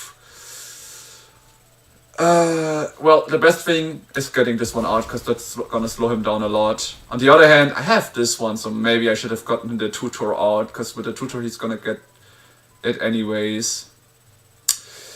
Oh well, it is what it is. Let's return this guy, so we draw a card.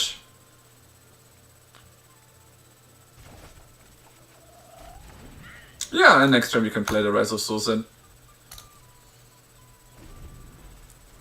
So it's called Simulacrum Synthetizer. That's the one thing I always have to get rid of. Yep, I figured he would play this one now, since we know it is in his hand already. Right, since we know he has the Annul, we are baiting that one out by using the Rolling Dragonstorm, having the Evil Quench in the hand. Yep, I figured he would tap that, that's fine. He doesn't know how good it was that he allowed me to let it through. Basic Boomerang can go. Let's try to get rid of another card from his hand, right?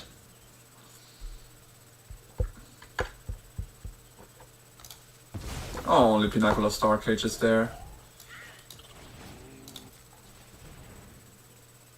Does now his Annul come? Still not. Interesting. If I play this one now, he's probably gonna counter it, so whatever. I'm gonna return this one so I can draw a lot of cards next turn. What? Okay, he has a 4-mana enchantment where he can remove a lot of my stuff, right? I remember now, but it's fine. I can get it back with Boomerang Basics in my turn. I have so many of them, that's so nice. Oh, okay, he actually plays this one. And he got a Synthetizer, so he finally gets his tokens. So, if I play this one, I would kill my Entity Tracker, but I could make sure to get rid of his Simulacrum Synthetizer for the future.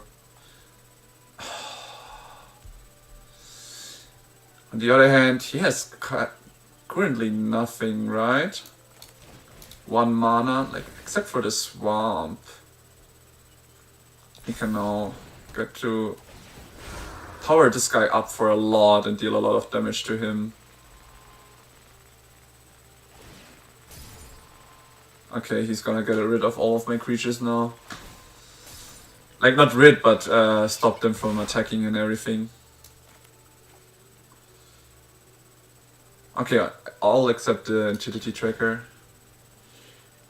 Okay, I want another Stone Chaser's talent. So I have more of those things.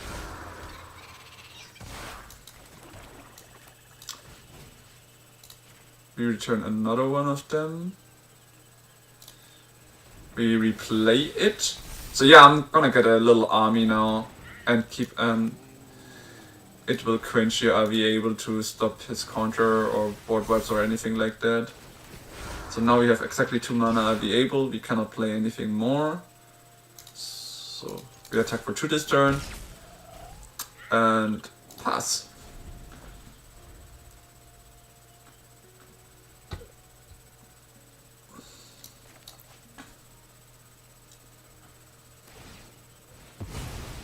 What did he sacrifice? Oh, he's gonna get the Pinnacle of the Dark Age, the only one he still has in his deck, right? That hurt. Yeah, that did hurt. Yeah, no, the Tesseract is not gonna touch the field, my friend. Still, we can always bounce back, and we know he still has that one in hand. Ooh, Kuruk is something I like to see. Okay, what I could do now, because I'm completely free, is Boomerang Basics into Rise of Sosin. That way, I'm not only destroying the field currently, but I will be sure to get either one of his core cards away. And you know what, I think I'm gonna do that. This into Rise of Sosin. I have cards in hand and he's right now not able to interact with me at all.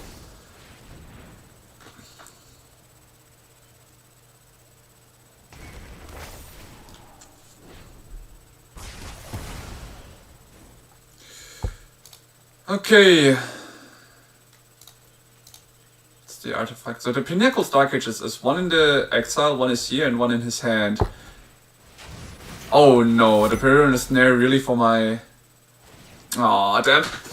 He did get rid of it yet again, and he has the mana to play his Annual against my second one.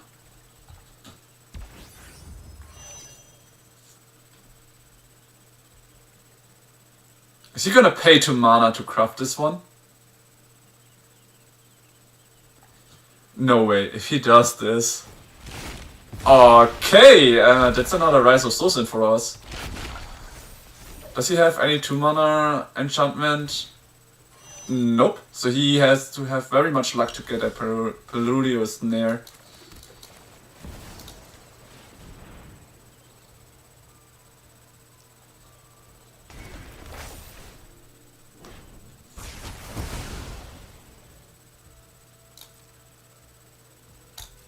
And in his turn I can flash in the Entity Tracker.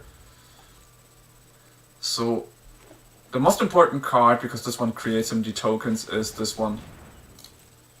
He draws a lot of cards, totally fine with that. Okay, if he got a Perilous Snare, he can use it now to get rid of my Sosin again.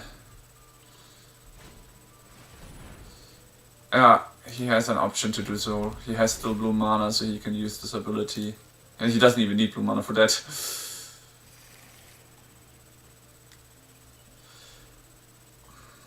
This has become quite interesting now.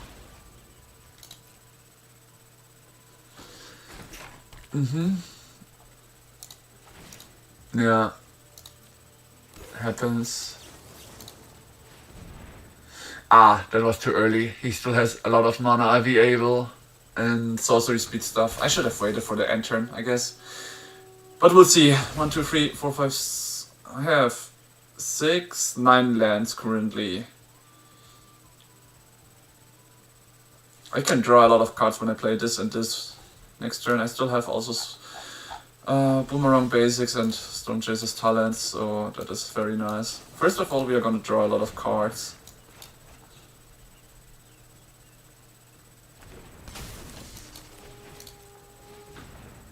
If he counters that one, the Legend of Kuruk comes in, but he doesn't have the... I don't know, he does have the mana.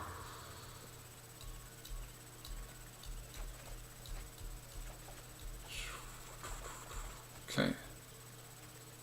Since I played a land this turn already, I do not need those. Legend of Kuruk cost me exactly 4 mana.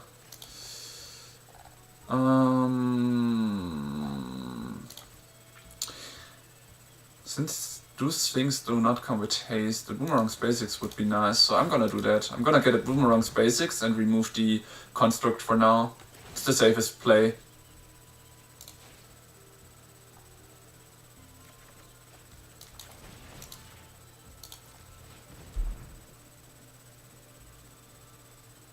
Now he's gonna tap my entity tracker, which is totally fine. Okay, I bought myself another turn. How much cards does he still have? 30 to my 27. Star Cage. Okay, my Storm Chaser's talents are all gone, but I still have one here in hand. Or, wait, not? Exile all artifacts and creatures. Artifacts and creatures. Okay, not enchantments. I think he thought he could remove them. I was also scared because I thought he could, but read cards, I guess that helps you a lot. Ah, yeah. 3 steps ahead, of course. Yeah, this is good. For him, he has quite things now. And it does cost me a lot just to get... Oof, yeah, this is the one that I wanted to remove with my Rise of Sultan, but he always had an option to get rid of them, sadly.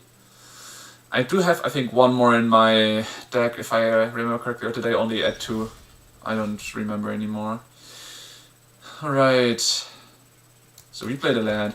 It costs 6 mana. I have to think a little bit. Give me a moment, guys. 2, 4, 6 mana to do that. Then 4 mana and 1 mana to remove it and get 1 creature only. That's not gonna help a lot.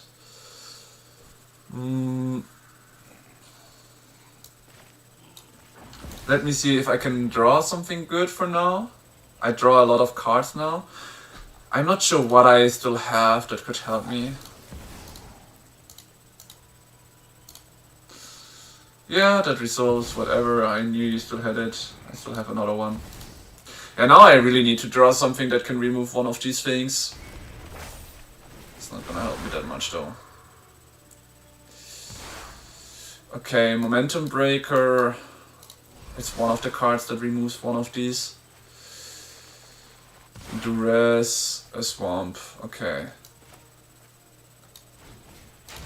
Okay, we can get rid one off and get another Storm Chaser's talent out, I guess.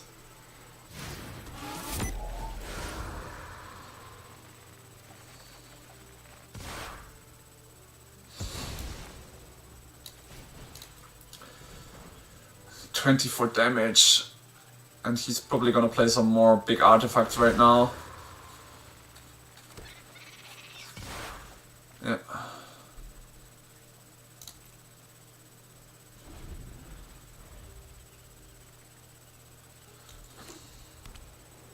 On the other hand, once the Legend of Kuruk turns around, I could win because I could get an extra turn and everything. To remove his things. He just will get every turn a lot of creatures and they are constructs, so my spirits wouldn't be able to block it really. But we'll see. We do have a lot of some spells that can create us some tokens next turn if necessary. Which could make it to somehow... okay. Yeah, okay, then we go to game 2. Alright, it seems like he managed to control it after all. The Star Cage was annoying. I thought we had won it and then the Star Cage came in, so it will quench you will be important. This card didn't really help that much anymore. Nowhere to run is also not gonna help us because of his artifacts. We have nothing to remove the artifacts except the boomerang basics. We did have 3 Rise of Sultans though. So it will quench, it will be important. We need to get rid of those 2-tour things for the future. So yeah, I think more discard will be nice. 1 Sultan can go out, 2 were already more than enough and it didn't help that much. So we are gonna keep on playing only 2 of them. We need to remove 2 other things. Draw and removal, this is just not an option. The Duress is just 1 card in comparison to Intimidation Tactics. That it does help. These ones we can choose, this one we can choose as well. So yeah, actually the Momentum Breaker I can leave it on 2. I had to rethink again, but with the instance we had, we could choose the cards we wanted to remove, so that's why they are way stronger. That's why we need to keep those over the Momentum Breaker where he decides what he discards. Okay, we've got one It Will Quench Ya and a lot of drawing cards. Let's try it.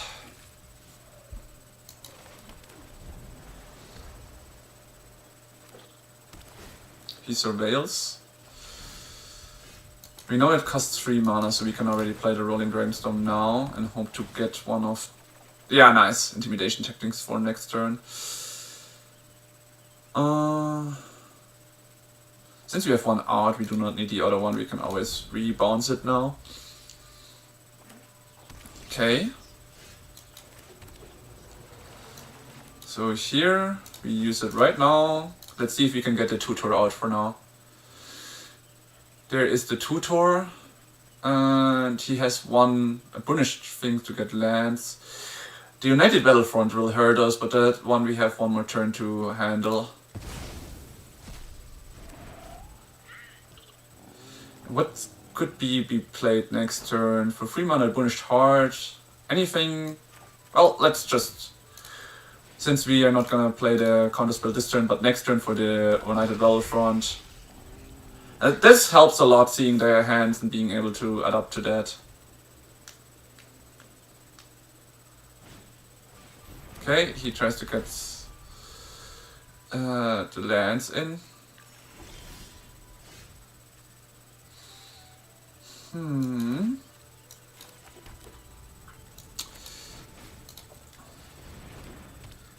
I wanna draw 2 cards again. 2 Entity Tracker, oh that's strong.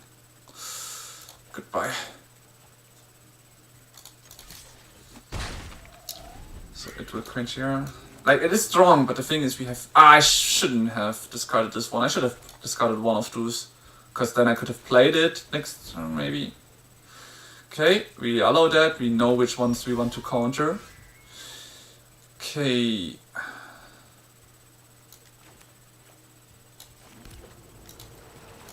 Come in for flying 2.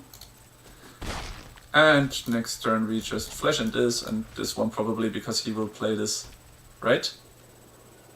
Come on, we know you. You want to play it. You want to get your artifacts out for free.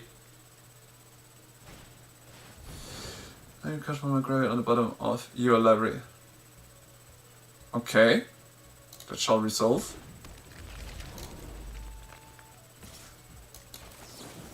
Very nice. We can flash in the Entity Tracker and get rid of the Burnished Heart.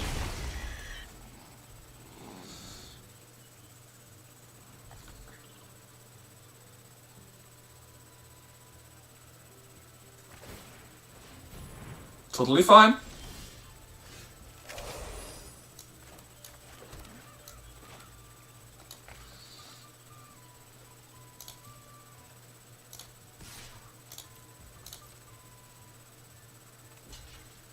Ah, it has reached, true.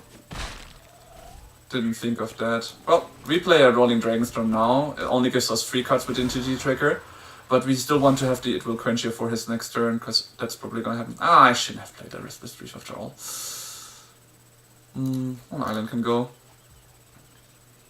Probably wants to have 2 mana, be able to pay the 2 mana for It Will Quench You. Oh wow, and he plays the tapped land, alright. Okay, what is he gonna remove? He can play it anyway, so what is he gonna remove with that one? One of the Rolling Dragonstorms. Sure, I'm just gonna flash in the Entity Tracker right now, since I don't think he has anything for 2 mana that could be more dangerous. Ooh, Storm Chaser's Talent. That's nice. 1, 2. Okay. 4 mana, then we would only have 2 mana be able.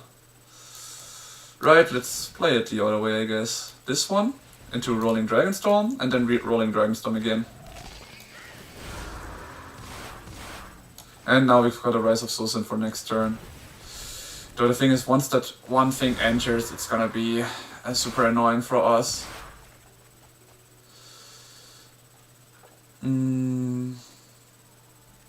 A Swamp for now. I have to discard 2 cards at my end step. if I don't play anything, but I do want to keep these. Wait.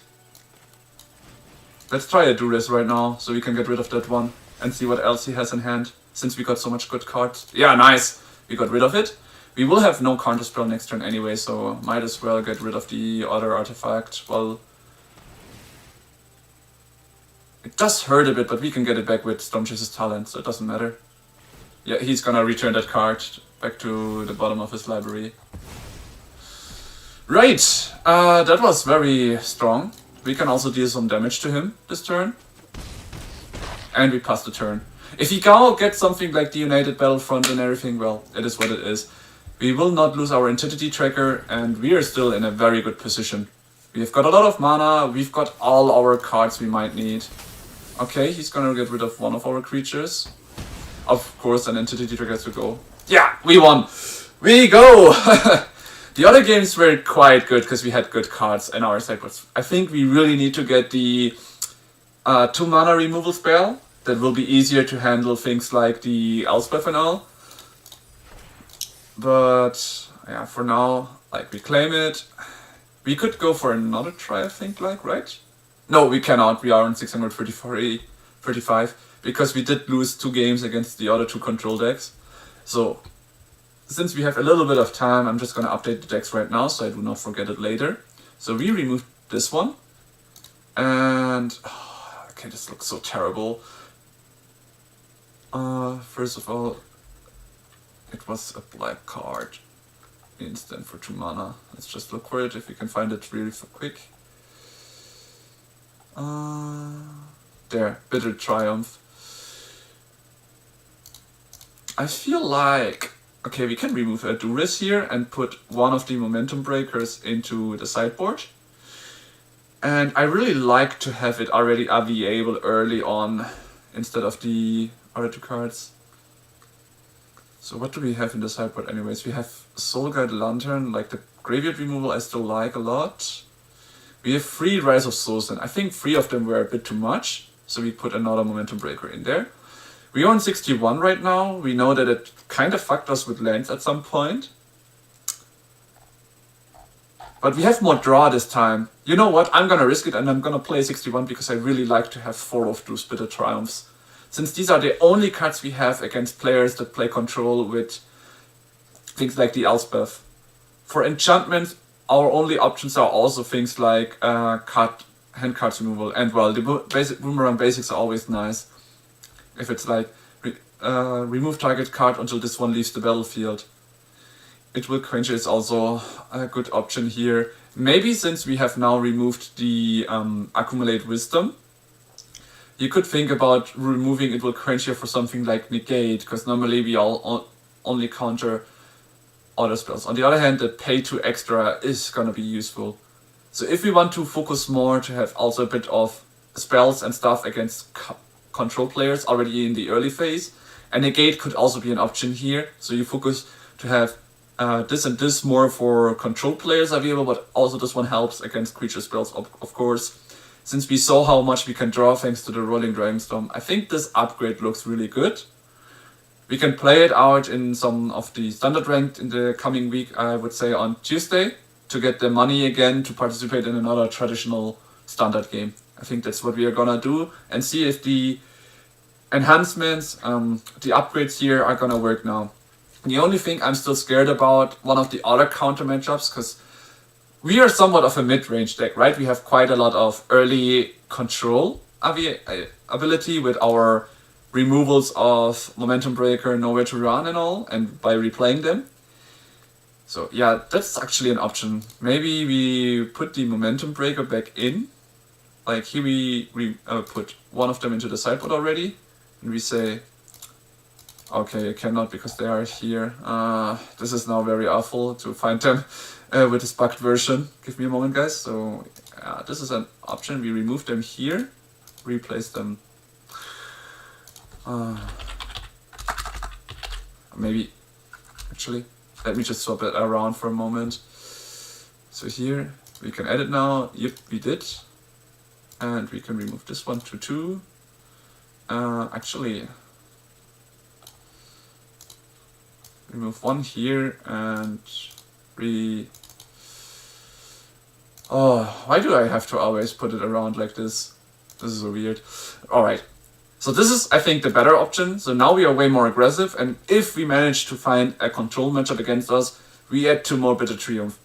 I also feel like, as said, removing the It Will Quench Your for that could be an option, because honestly, I feel like the upgrades did help. This drawing enchantment was something I didn't have in mind, and the synergy with Entity Tracker is really great, as we saw.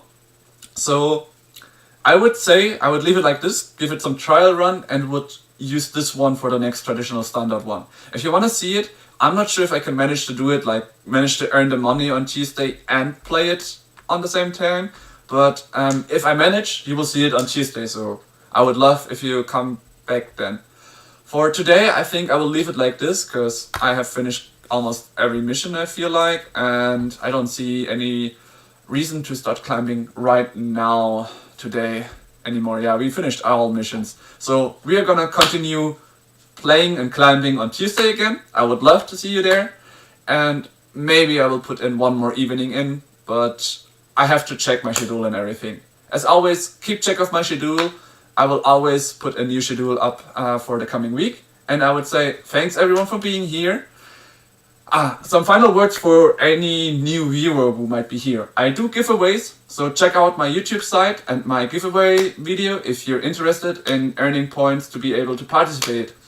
I only allow followers to participate, followers in Twitch, so be sure to check it out. Leave a comment with your Twitch name in that YouTube video so I can be sure that you want to participate.